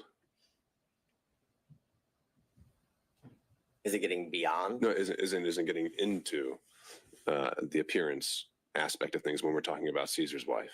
But I think it goes beyond that based on the language of the holding in that case, where it literally says that the individual had a personal interest in obtaining a fee by forcing a settlement in the civil case and using the criminal case as leverage. So that's not an appearance of impropriety. That is an actual conflict of interest in which arises because of the individual's personal stake in the end outcome of the case, Your Honor. So that's how I would differentiate, I guess, the representations of defense counsel as it relates to the standard or the burden that must be shown, and why the state would submit to the court, and the most recent ruling out of the Georgia appellate courts that an actual conflict is required to be shown.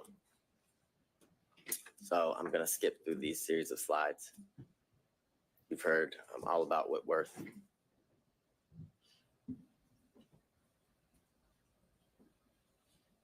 So I go back to what we referenced earlier, what's been referenced by all parties, that the grounds in which a district attorney can be disqualified is where a conflict of interest is found, and where there's forensic misconduct that is found. Those are the two grounds that are to be, I guess, are within the purview of the court as it relates to the issues here. And again, I go back to the most recent case that was Justice Pinson wrote about, and that there must be, by failing to disqualify the assistant district attorney absent an actual conflict of interest. I think the language there is very clear, and I think it's very controlling, and I think it's purposeful. I would submit to the court, because an actual conflict of interest is what is required in order for a district attorney to be disqualified, because the cases make very clear, and through the precedent relating to this issue, that a disqualification of a district attorney is the last, for lack of better words, ditch effort that should be exercised as it relates to the court in curing certain conflicts that may arise. I think the case law is very clear that every effort is supposed to be made instead of, or I guess in lieu of, disqualifying the district attorney unless an actual conflict of interest is what's found, Your Honor. And it can't be cured.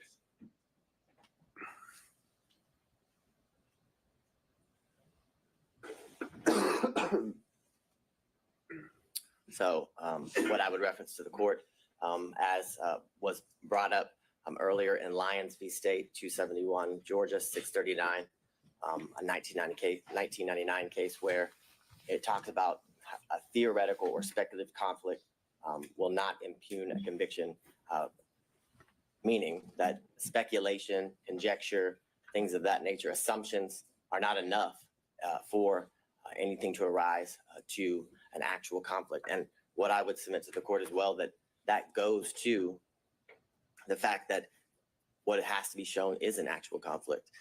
If it's speculation. Is there any qualifier there, though, that's in a post-conviction context? So we're talking about, competent evidence. We're obviously in a pretrial phase here. I've wondered how much import to give that sentence when we're in a pretrial realm. That's assessing whether to overturn a conviction, and usually that's kind of an entirely different standard where we assess as a totality: was there a fair trial? Is there harmless error? I know there's no harmless error when it comes to disqualifications, but just a thought. If you have any reactions. Well, I think what Your Honor just said is pretty on point in the sense that if it's found that if the trial court either applied the wrong standard or should have disqualified the district attorney, it leads to an automatic reversal, like you said, and it goes back to the trial court. And I think that is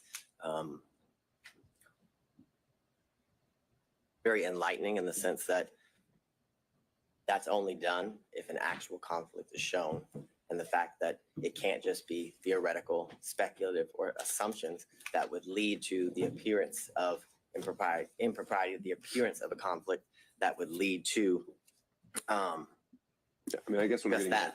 I'm borrowing kind of from, as we've been doing the other pretrial motions, special demurrers seem to get different treatment pre-trial and post-trial. Post-trial, they get more of a pass unless you can show some issues. And I'm wondering if that same principle applies here with disqualification. Well, and but I don't have the answer to that. Well, what I would also say, and I don't remember the exact line, but I know there in Judge McBurney's order, he does address some of the concerns as it relates to the standard as it's applied post-conviction versus pre-trial during pre-trial issues. And what I would say to the court is that. So you're citing that in support? Because I didn't think the state was all that pleased with the analysis he applied. Well, what I'm citing. Legal analysis, that is.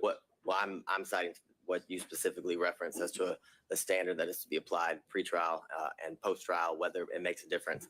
And what I would say to the court is the answer is no, as it relates to the speculative nature of the allegations or the claims made by defense counsel as it relates to whether a conflict actually exists, Your Honor.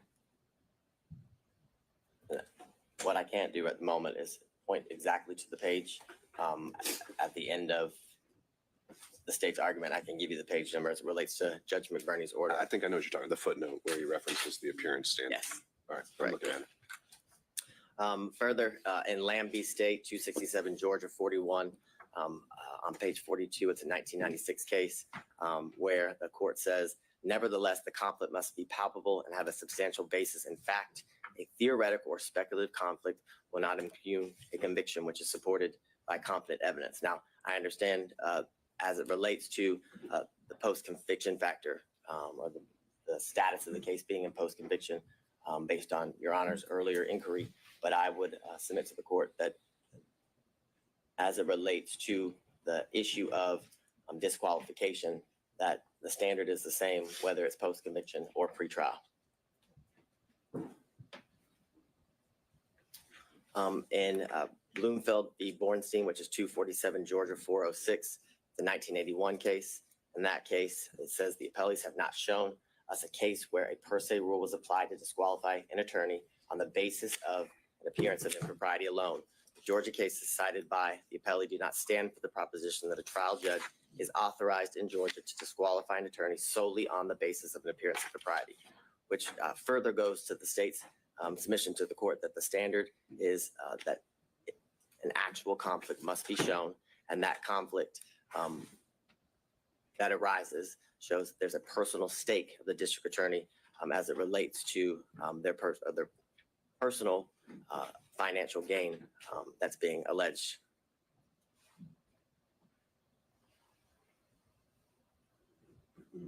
So in the case that's been referenced by all parties here today, Whitworth v. State 275 Georgia, Appeal 790 to 2005 case. In that case, it says Whitworth's complaints are largely based on speculation and conjecture. Applying any evidence standard to the record, it is clear that the trial court did not abuse its discretion in denying Whitworth's motion to disqualify Morgan based upon his personal interest in his conviction. Aren't we past the speculation and conjecture aspect of this, though? I mean, the original and the core of the financial allegation was that there is a relationship and that money has changed hands. There's maybe still an open question of where the ledger stands, but I think it was conceded that that balance could run in one way or in the district attorney's favor. Is that contested? Yes. What's not contested is that a relationship did develop between and that purchases were made back and forth. That's the state's position. That is the state's position, but they were made back and forth. The purchases were made back and forth, either to equal the money that was spent by one party or the other. And if that wasn't done, cash was exchanged in order to equal the costs that were paid by either one of the parties. Right. But that's a facted issue, whether it was, split even, or whether it goes a little bit one way or another, or whether it's all the way $10,000 one way or another. That's a fact and issue as a result of the hearing, but it's no longer just the theory that money changed hand is no longer speculation or conjecture. Well, I agree that money actually changed hands is not speculation and conjecture, but whether that money that changed hands had any financial benefit or gain to the district attorney, that is all speculation and conjecture. I would submit to the court. Absolutely all speculation and conjecture to harass and honestly embarrass the district attorney based on some of the questions that were asked that had absolutely nothing to do with the proceedings that we were here. For example, the lien on her alleged house, that was highly irrelevant, had nothing to do with the proceedings and the exchange of money between the district attorney and Mr. Wade. The point of that line of questioning was to, again, embarrass and harass the district attorney in a way that was very public, and in a way that was to impugn her character as it relates to that line of questioning in front of the court, in front of anyone watching the proceedings as it unfolded. And the language in Whitworth, I would again submit to the court, requires that an actual conflict must be shown, which is why the reference to speculation and conjecture is again a reference, because speculation and conjecture leads to or equals an appearance of impropriety, not necessarily an actual conflict, which I submit to the court is what is required based on the case law.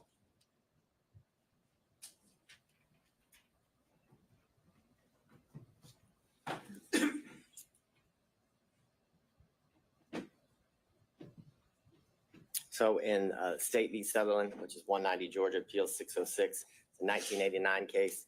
And it says, while the prosecuting officers should see that no unfair advantage is taken of the accused, yet he is not a judicial officer.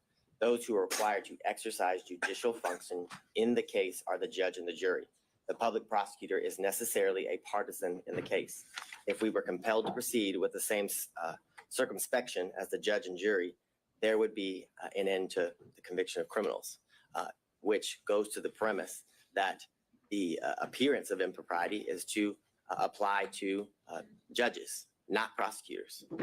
Because if that standard was to be applied in the manner in which the Sutherland case is referencing, then there would never be a criminal prosecution, because the state is always going to appear biased as it relates to getting justice for the victims or righting the wrong as it relates to the crimes in which the defendant is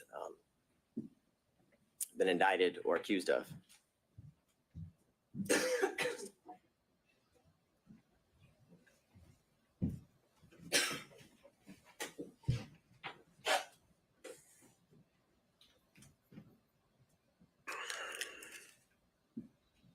So I want to move into, I guess, the evidence that Your Honor saw and heard during the last couple of days, 3 total days of testimony as it relates to the witnesses. You heard from Ms. Yurdy, who the state would contend is a disgruntled former employee.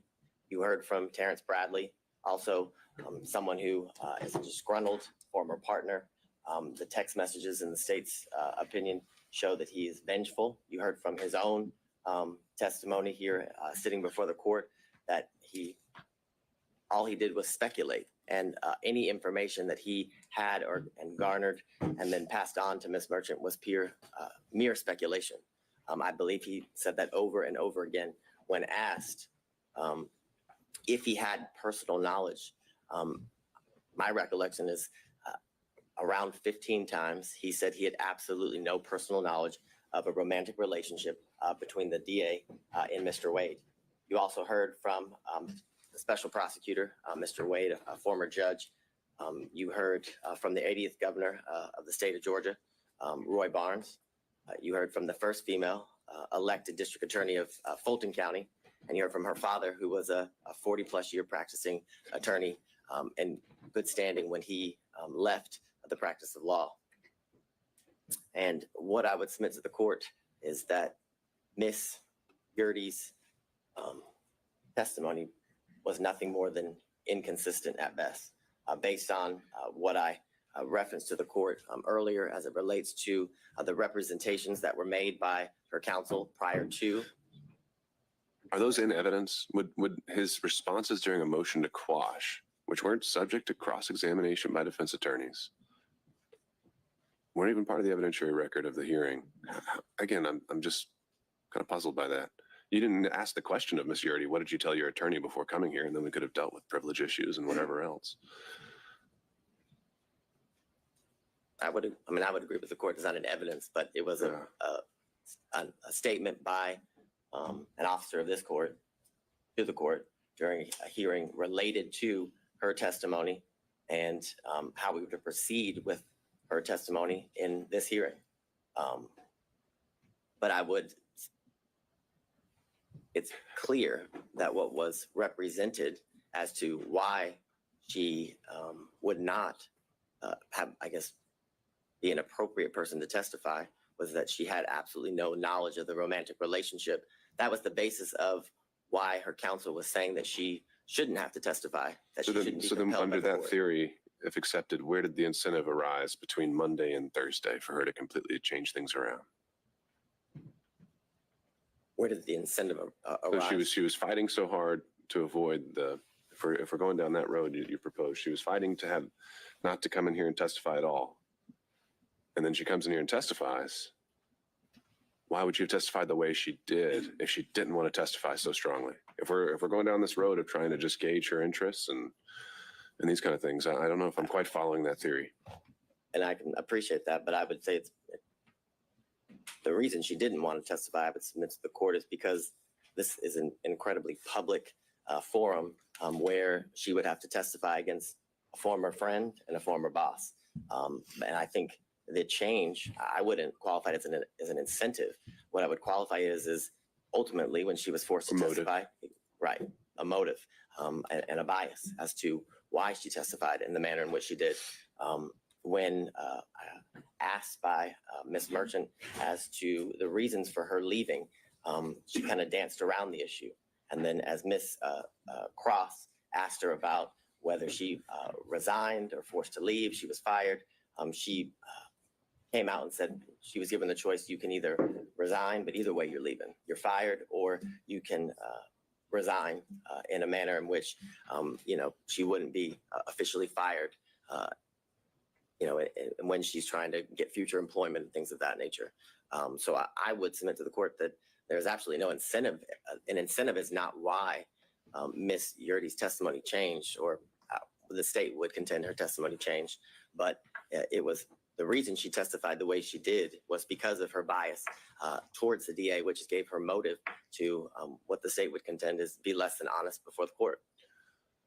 And I would. But if we're going to draw inferences based on her fighting the subpoena, why would she have fought it if she had such a bias and wanted to say these untruths?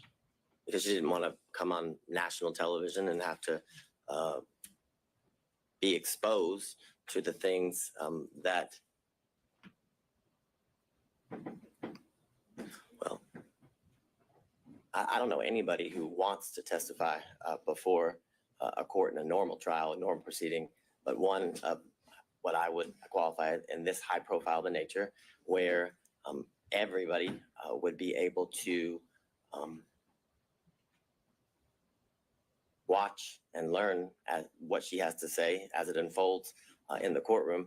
And I'd further submit to the court, there is reference to she left the DA's office in the text message that were submitted in, I believe, what is it, Defense Exhibit 39, that it's because she released confidential information in the DA's office, from the DA's office, that led to her firing, that she wasn't. And I know I'm just because it's more conversational, which I appreciate. I know I might be getting you off script, so I don't want to use up all your time if you need to get through some other things. Next, Terrence Bradley. And I believe the one thing that the state and defense counsel can agree on, that he was less than honest at times during the proceeding and during his testimony. He, when pressed or asked by Mr. Sadow why he was fired, he basically chalked it up to a dispute between partners in a business. But when pressed by Ms. Cross, it was clear that that wasn't the reason. And what I would submit to the court, what has been referenced by defense counsel as baffling as to why the state would go into such a topic area. The state, as all counsel has when appearing before the court, has a duty of candor. And when Ms. Cross knew she was going to have to cross Mr. Bradley, she knew he lied. And she had a duty of candor to the court, in the state's opinion, to expose that. More importantly, it goes to his credibility and the statements that had been represented by defense counsel that he allegedly had made in the past. So it was important to bring that to the court's attention, because when a witness is testifying, the court is assessing their credibility and determined to whether to believe the veracity of the statements made by the witness or not. So that is the most important factor when determining whether somebody is telling the truth or a lie. Furthermore, he reluctantly, when pressed, finally admitted that he paid off the assault victim. Eventually it started with an escrow account and led to he did pay off the victim in that case. He testified over a span of 3 days, and like I referenced to the court, he must have said 15 times that he had no personal firsthand knowledge as it relates to the relationship between Ms. Willis and Mr. Wade. More importantly, when pressed by counsel, he could not pinpoint a time in which he knew that the relationship occurred. There were many instances in which he described that very well could have fallen within the time frame that was testified and by both Ms. Willis and Mr. Wade as it relates to the relationship beginning or transitioning into dating in March of 2022 and into the end of the relationship in August or the summer of 2023. And as I referenced to the court, the statements that Mr. Bradley made, the state would contend are inadmissible hearsay as it relates to the statements that he was pressed and asked about what Mr. Wade told him, because Mr. Wade was never confronted with those statements. And in order for impeachment to be proper, he must be confronted with the specific statements that are alleged to have been made in order to impeach him. Again, Mr. Bradley had every motive to lie. I believe the text messages are kind of clear, are very clear as it relates to his disdain towards Mr. Wade, which due to the fact that, he was expelled or exiled from a thriving law practice. And it was clear that the practice and Mr. Wade sided with the alleged sexual assault victim, which is clear he assaulted her due to the fact that he paid her off.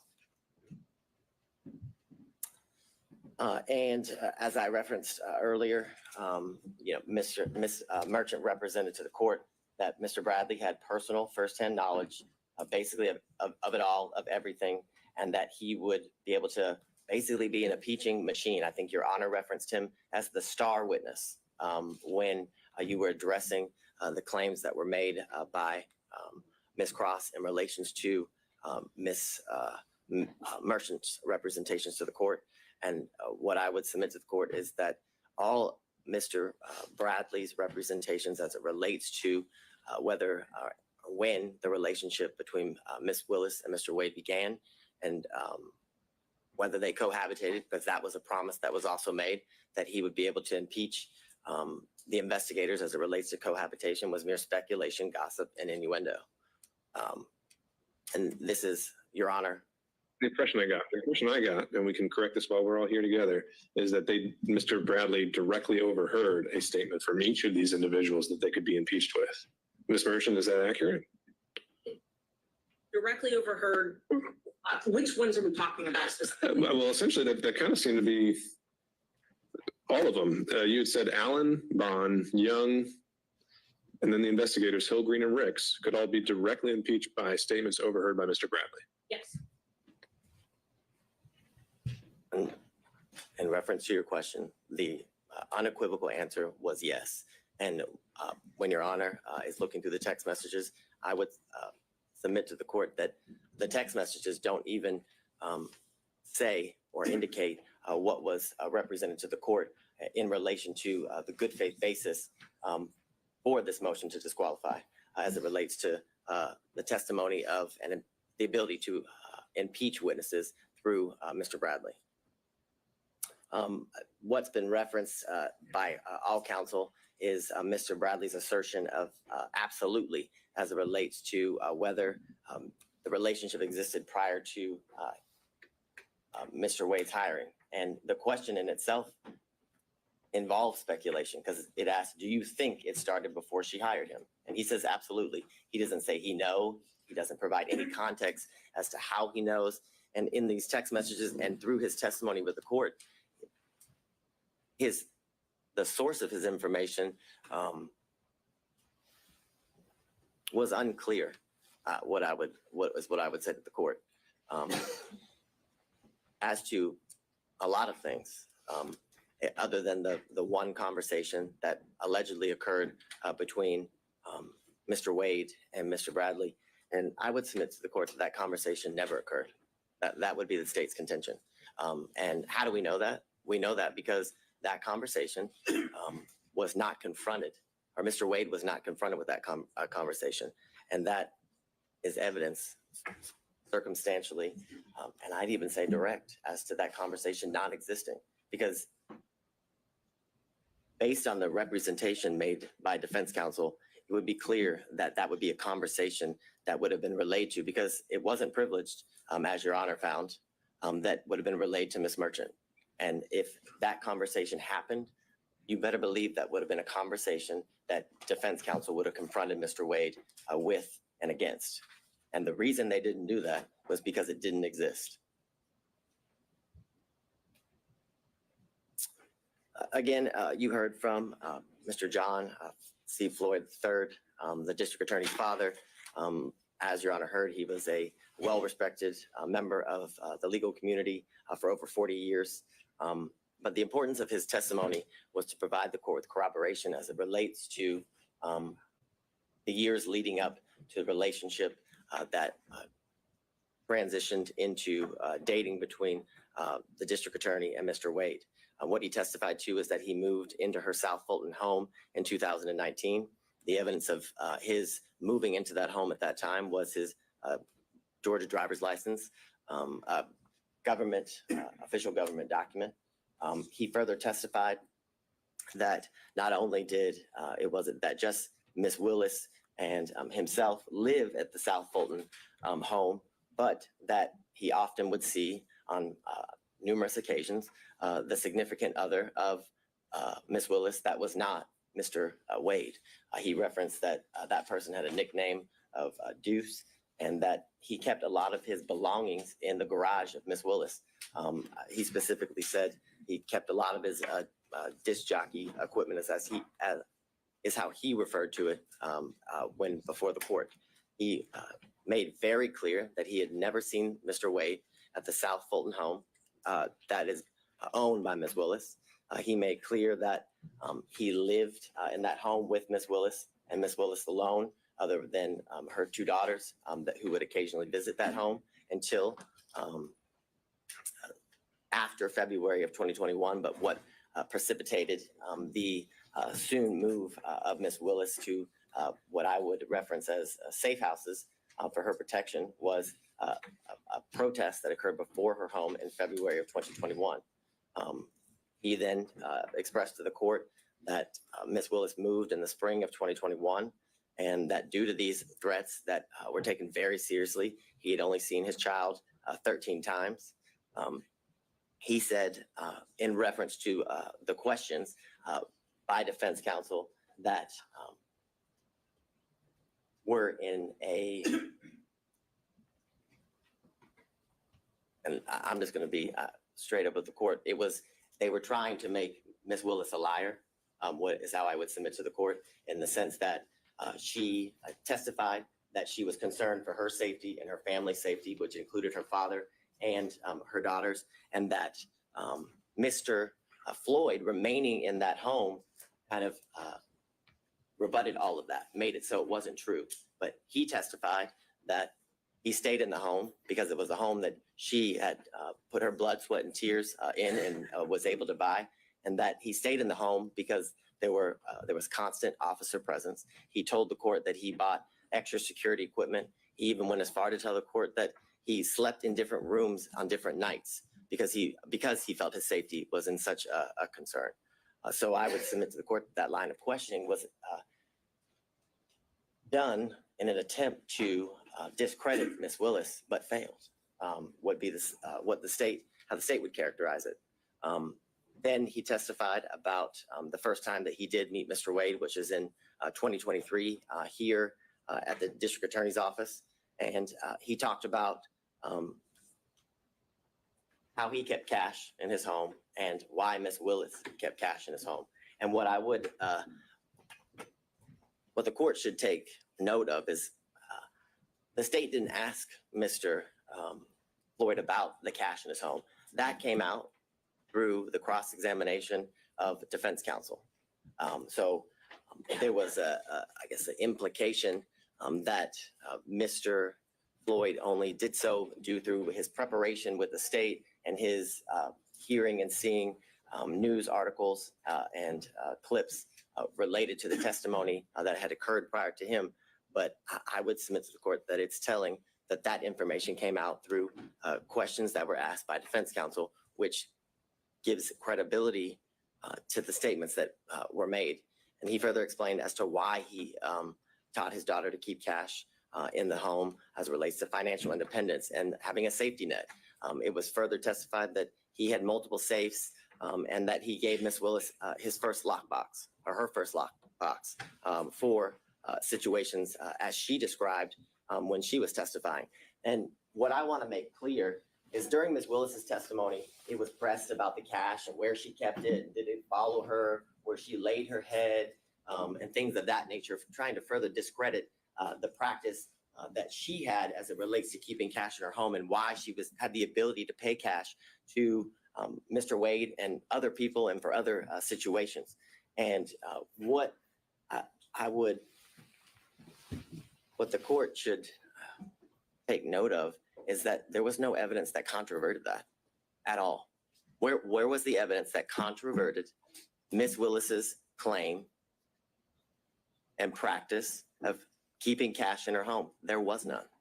In fact, The only evidence is it was substantiated through the testimony of her father, Mr. Floyd.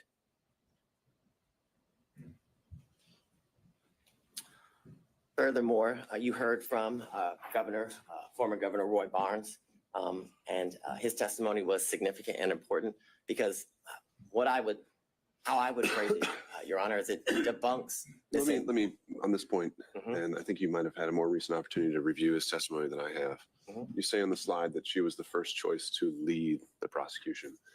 Was that actually his testimony, or was his testimony that he was asked to come aboard? Did he use the words that he was asked to lead? Yes, it would be that's my recollection that he was asked to lead the prosecution. He was asked to he was asked to fill the position that Mr. Wade is currently in, which is the lead prosecutor. It was said in that way as well as it relates to the testimony of Mr. Barnes. So I think it would be very clear. My recollection is that he said lead, but what I can submit to the court that I know he also said that he was asked to fill the position that Mr. Wade is currently filling for the state of Georgia, which is the At lead that prosecutor. time as special grand jury prosecutor, right? Yeah, the special, I guess, yeah, as the special prosecutor lead the investigation, which led to the ultimate prosecution that we're here before Your Honor today.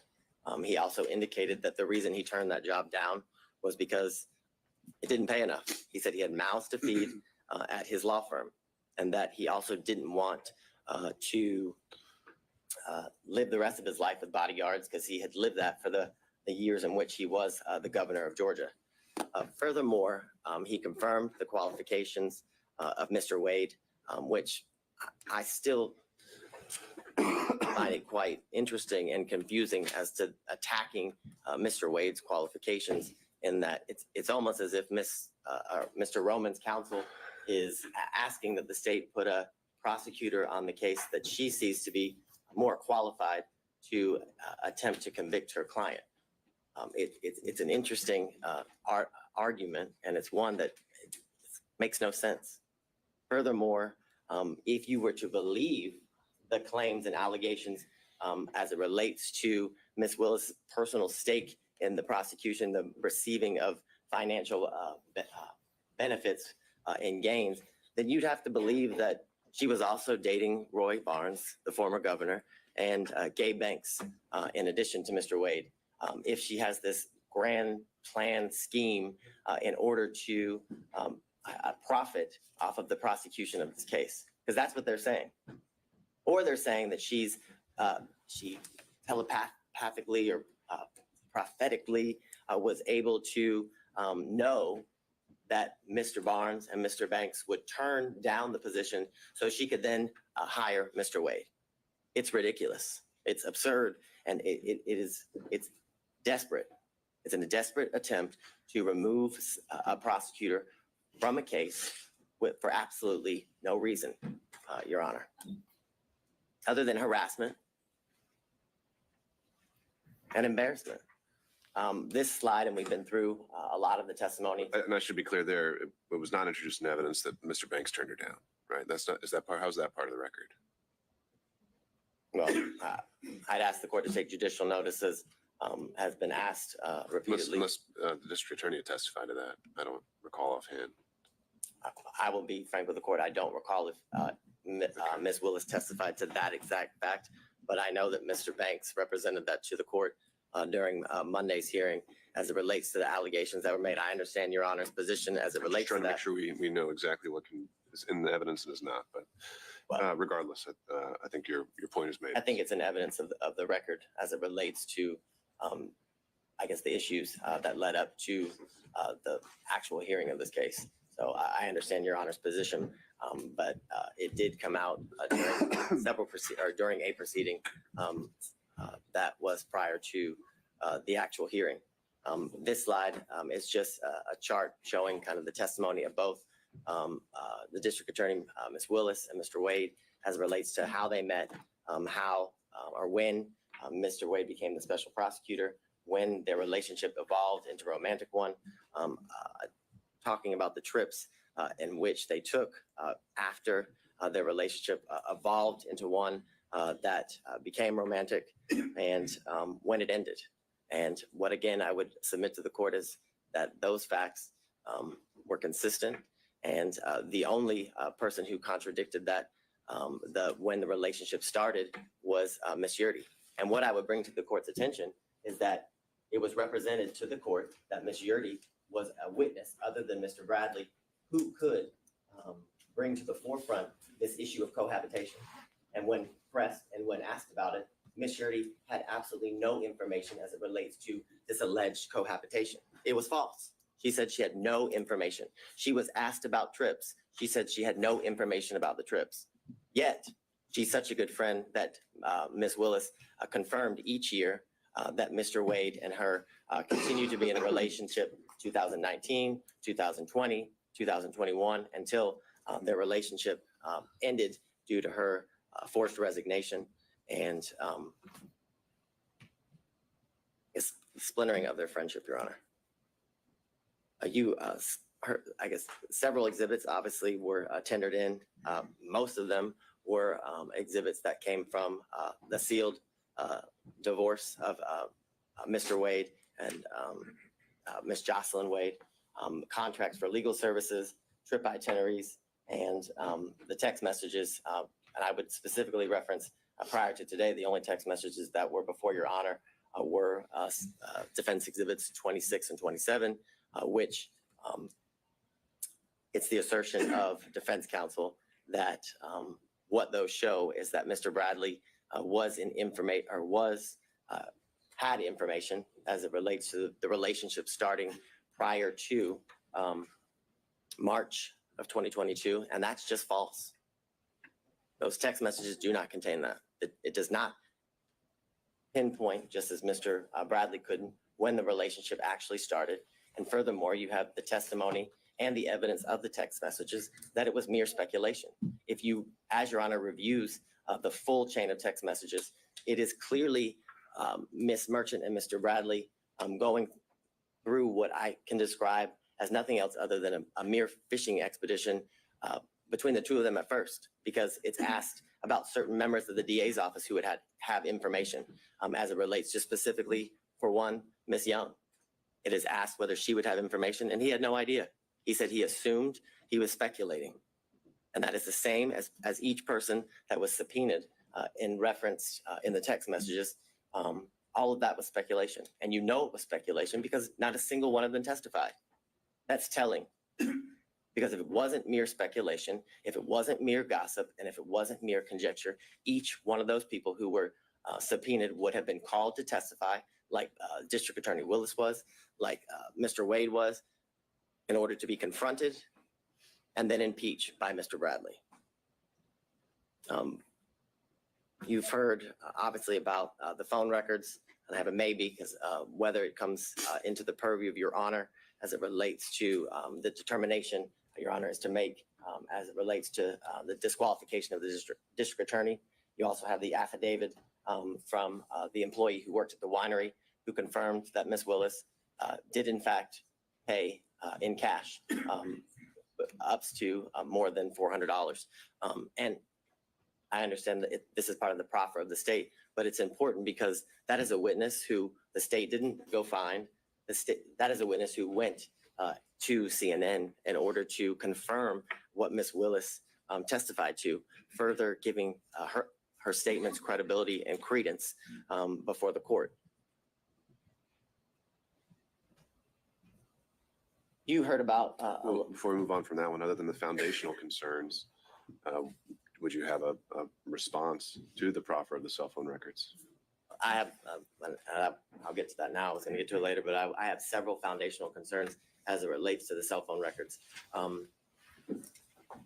don't think I've ever, as Mr. Sadow's motion makes very clear, the state uses cell phone records routinely. And I would agree with that. We use them routinely, but we use them with an expert, and they're always challenged. Right. So, like I said, in the interest of time, setting aside the foundational concerns.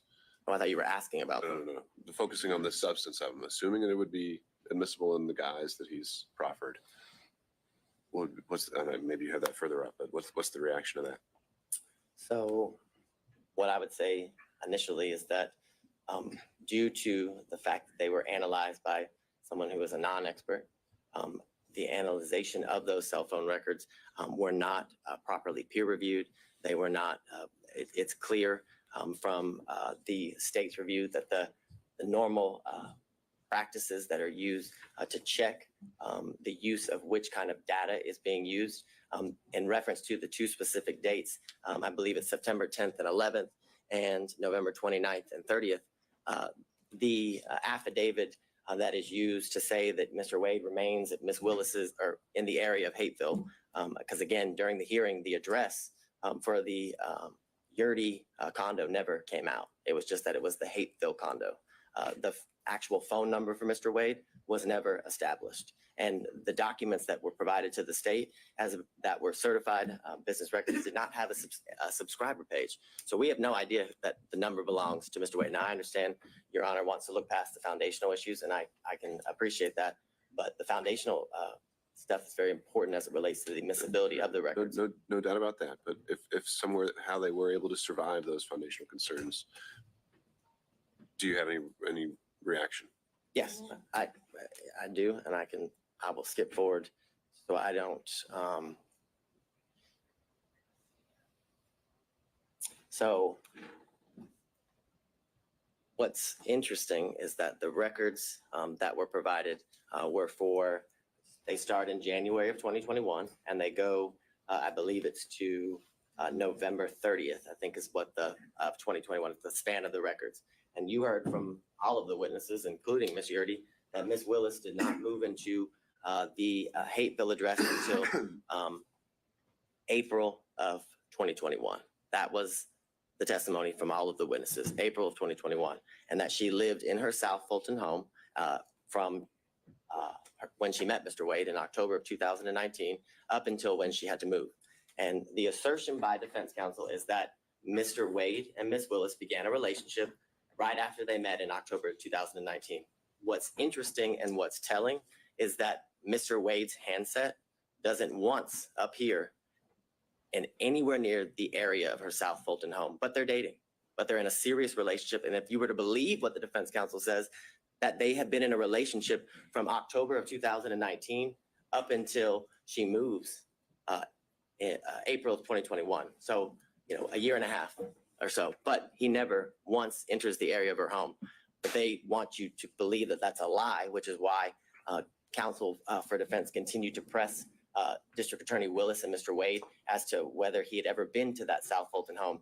Well, this corroborates that that was not a lie, that he had never been to that home.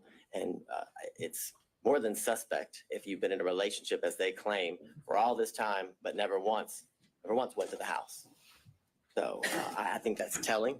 What I would also bring to the court's attention in the state's initial review of the records, that from January of 2021 to March of 2021, those times when Ms. Willis did not live again at the Hateville address, she didn't move there until April of 2021, that his handset appears in that area 23 times. Sure.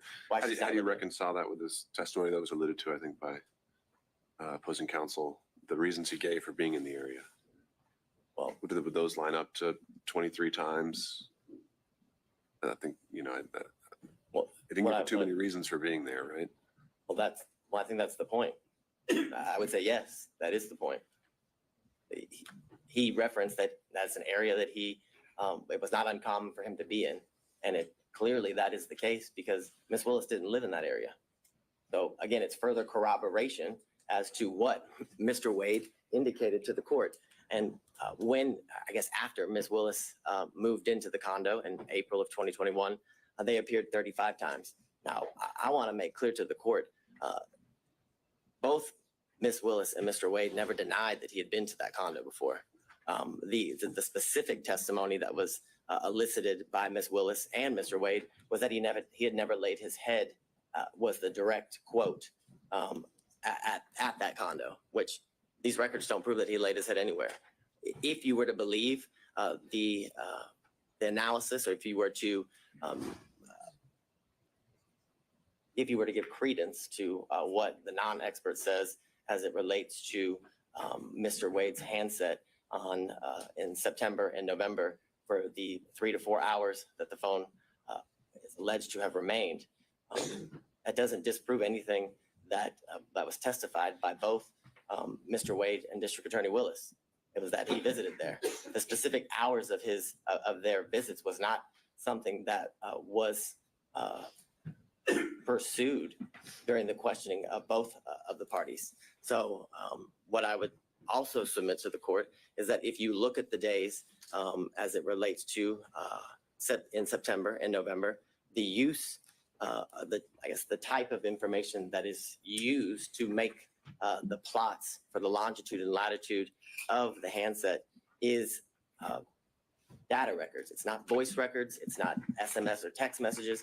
It's data records. And it is not uncommon for an expert to testify as it relates specifically to AT&T records that actual data record is unreliable as it relates to the location of the handset due to the type of information that it is, that it's data. It's not the voice and the SMS, which I know, Your Honor, as has been referenced, was a prosecutor not only here in this county, but for the federal government, where this kind of information is commonly used. So in the comments that were made by the court, it was clear that you understood and understand the use of cell phone records as it relates to put somebody in an area, and again, not in a specific location.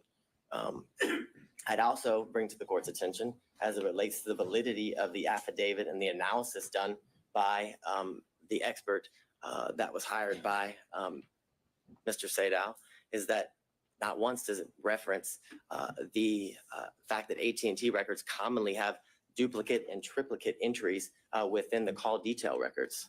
That is something that is commonly seen, and that is something that is seen in these records.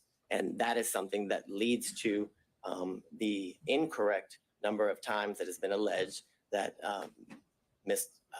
Willis and Mr. Wade were in communication through text and voicemail. And I'd also submit to the court that that number doesn't prove anything again, doesn't prove that anybody's in a relationship. It proves that they were in communication with each other. And I think Your Honor can use your own life experience as it relates to people you work with or friends that you're close with, and the number of times that you make calls to any of those people. I can submit to the court that I have a friend who I have been friends with for 15 years, and she worked in the office previously with me. And based on our professional relationship and our personal relationship, the friendship that we had and still have, that we talk 30 times a day. So and that doesn't mean we're in a relationship. So the assertion that the number of times that Miss Willis and Mr. Wade have spoken to each other, whether it's through text message or phone, it has no validity as it relates to them being in a relationship. What I would submit to the court is that what was shown through all of the evidence was that there's been a true cost to Miss Willis as it relates to her life, that she had additional expenses that she had to endure because of her position, in the sense that she told the court that she had a mortgage, but on top of that mortgage, that in a house she didn't live in anymore, she had to pay for a safe house, that her home was vandalized, and there were racial epithets and sexual bigotry that were spray painted onto her house.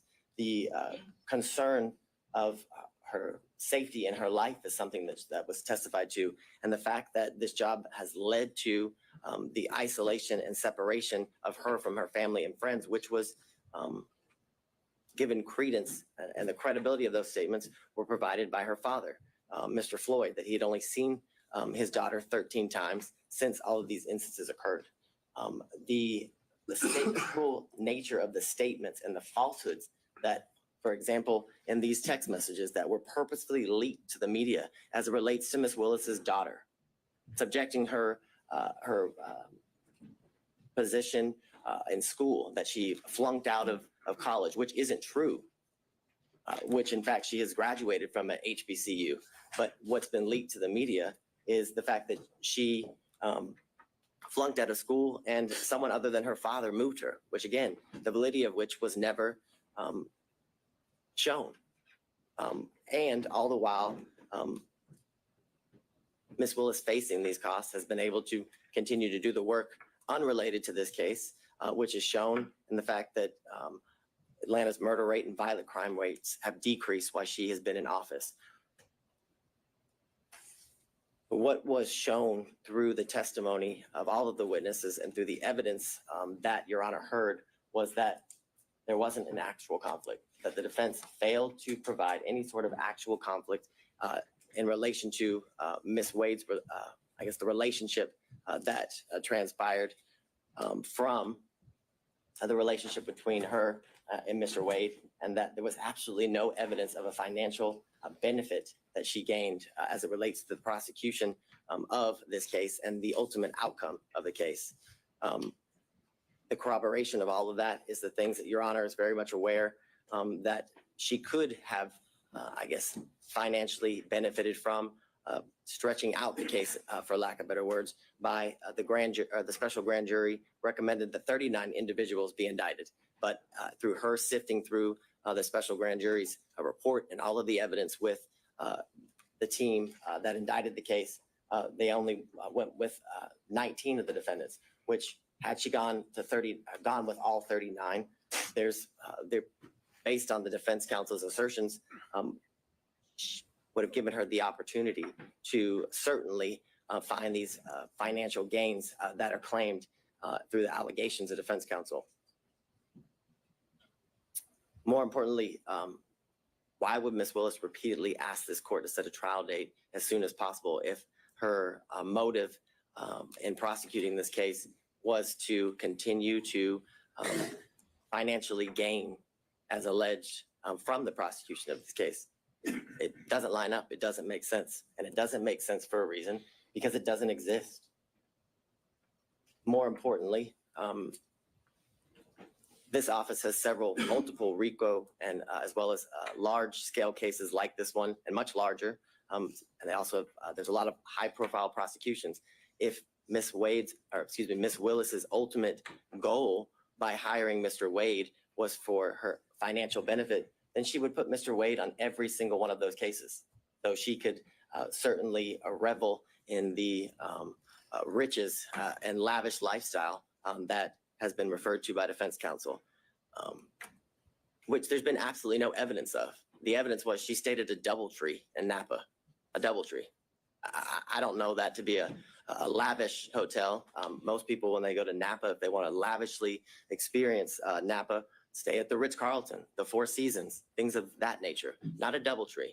So the allegations and assertions that Ms. Willis was living the lifestyle of the rich and the famous is a joke, absolute joke. As it relates to what you heard, and the secondary issue is the forensic misconduct.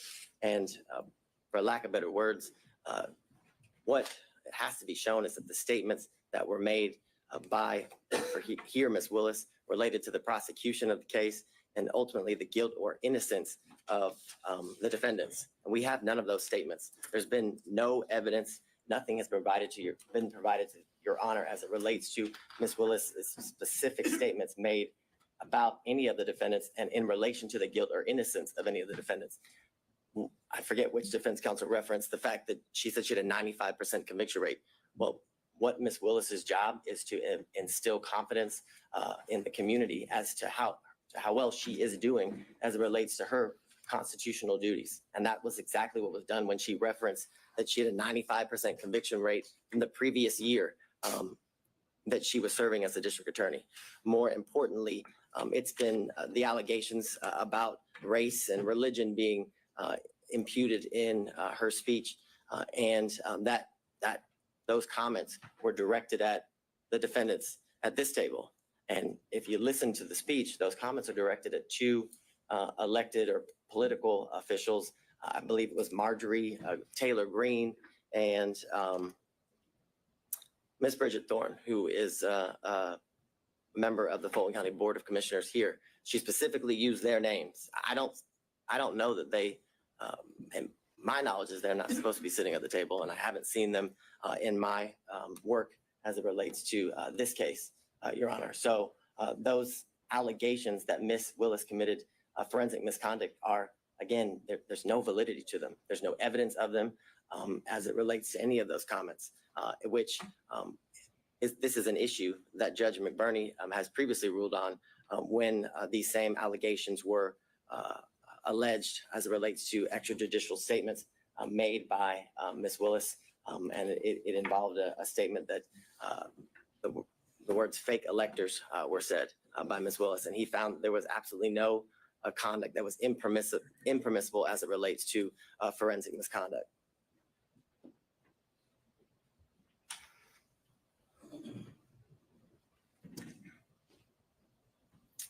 And I guess to drive home the point, at no point in any of the statements that were made and that are alleged here as it relates to the speech that she made at the church, at no point did she mention the guilt or innocence of any of the defendants.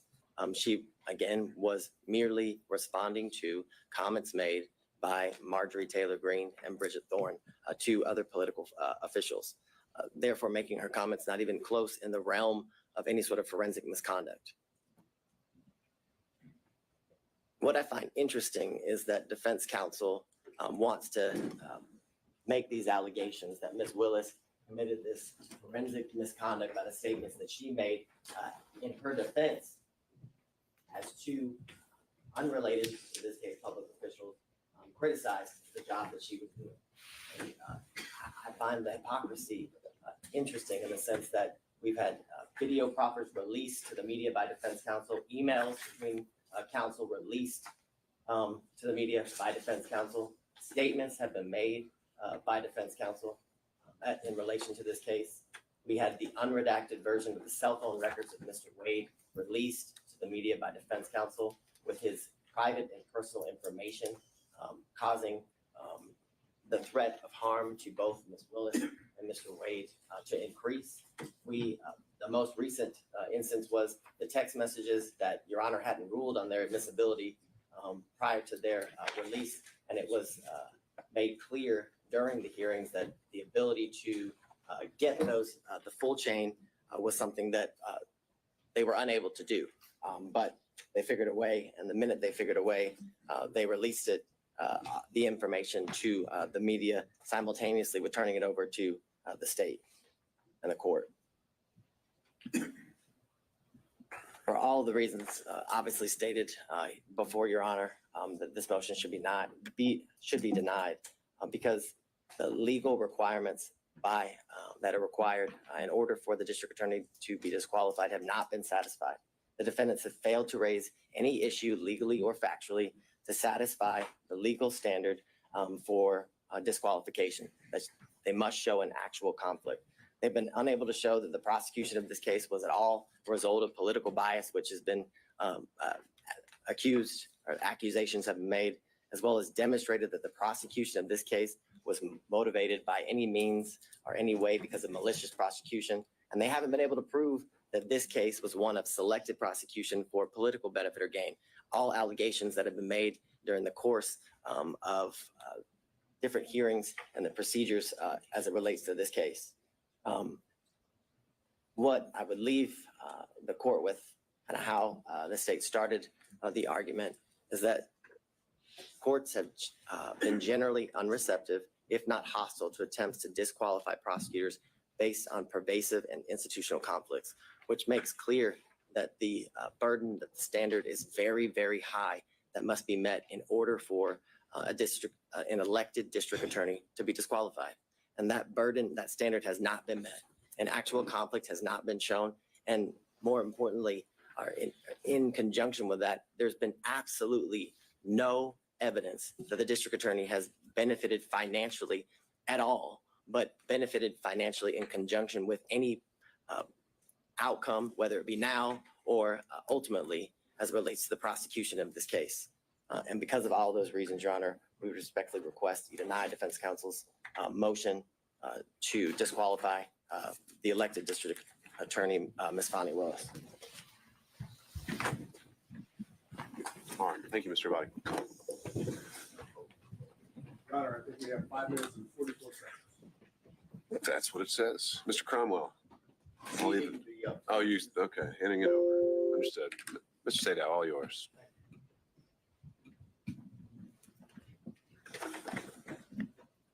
I'm going to do rebuttal, specific rebuttal. One, state somehow makes an argument that we should have asked Mr. Wade questions about his relationship and his communications with Mr. Bradley when they objected over and over and over. And Wade's counsel objected over and over and over, claiming that everything that Bradley was told by Wade was attorney-client privilege. Your Honor made determinations thereafter to Bradley. We didn't get the opportunity to call Mr. Wade back to the stand. So to claim that you can't impeach him because you didn't ask him when they objected to us asking him obviously is a false position to take, as disingenuous as it can be. Now, if the court wants to open it up, we'll be more than happy to call Mr. Wade back to the stand. But as the record stands, there could be no confrontation of Mr. Wade when both his counsel and the state are arguing that it shouldn't be done. Second, let's use a little common sense here. Forensic misconduct received about 2 minutes worth of discussion. The rest of it is all on conflict. Forensic misconduct dealing with the way the state wants you to have it is if you don't accuse someone or you don't say that someone's guilty. Yeah, assuming you can impugn someone's character to the degree that constitutes forensic misconduct. Why is that?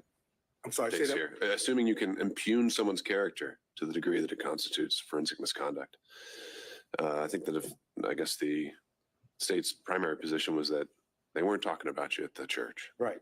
And if you go listen to it and watch it, it starts off by saying, why does Commissioner Bridget Thorne and so many others, and then it refers to they attack him for being black. They attack him, not anyone else, just they attack the black man. They're not talking about Miss Thorne or Marjorie Taylor Greene. They're talking about us. And you know how everybody knows that? Because not a single story from the media reported anything other than Fani Willis accused the defense and defendants of being racist. Now, here's the common sense part of this. If you follow the state's position on forensic misconduct, Fani Willis could all day long talk about race. She could say the defendants, I'm not saying they're guilty or not guilty, but they're racist. They're racist. They're racist. And according to the state's position on forensic misconduct, that wouldn't be a problem. Obviously, that makes no sense whatsoever. The issue here that we've dealt with on forensic misconduct is not simply the church speech. It's why she did it, how she did it, calculated, and all the other things that we talked about with the testimony of Wade and Willis in this case. Let's go to the relationship issues and the cell phones briefly. No one knew that there was a relationship between Wade and Willis, according to Wade and Willis. Not a soul was ever told that they were dating or that there was an intimate relationship, ever. They concealed it from all parties, from Daddy. Daddy didn't even know they had a relationship. Suggest that somehow in the beginning of 2021, January to whatever it was into April, that they couldn't have met in Hapeville. They didn't meet anywhere that would allow the public to see them. That's the reason why they were meeting at Yertes, because no one else was ever there. Remember the testimony? Who else was there besides Mr. Wade and Miss Willis? Both of them agreed. No one ever went there except them. They didn't go to where Daddy was in Miss Willis's house because Daddy was there and Daddy would know. No other prosecutors knew. No one knows except who? The one person that knew was Bradley and Yertes. Yertes was the best friend at that time of Miss Willis, and Bradley was the partner of Wade. Now, the only way that the only way that Bradley can walk away from I have very little time. So I'll skip that. Let's go to something. Motive. That's an issue. Whose motive in this case is the strongest? Fani Willis, Nathan Wade. Because if they testify truthfully on every point, what happens if the relationship started before November 1st? They get disqualified. Who has the best motive of anyone to lie? They do. Who has the most at stake to lie? They do. Who wants to stay on this case for whatever the financial reason may be? They do. And All right. Thank you, Mr. Sano. There it is. All right. Thank you, everybody. I think has been very much made clear by the argument and the made today is that there are several legal issues to sort through, several factual determinations that I have to make. And those aren't ones I can make at this moment. And so I will be taking the time to make sure that I give this case full consideration it's due. I hope to have an answer for everyone within the next 2 weeks. Until that point, if there are any other issues that come up, council can reach out and we'll have an order posted on the docket. Thank you all. We're off the record.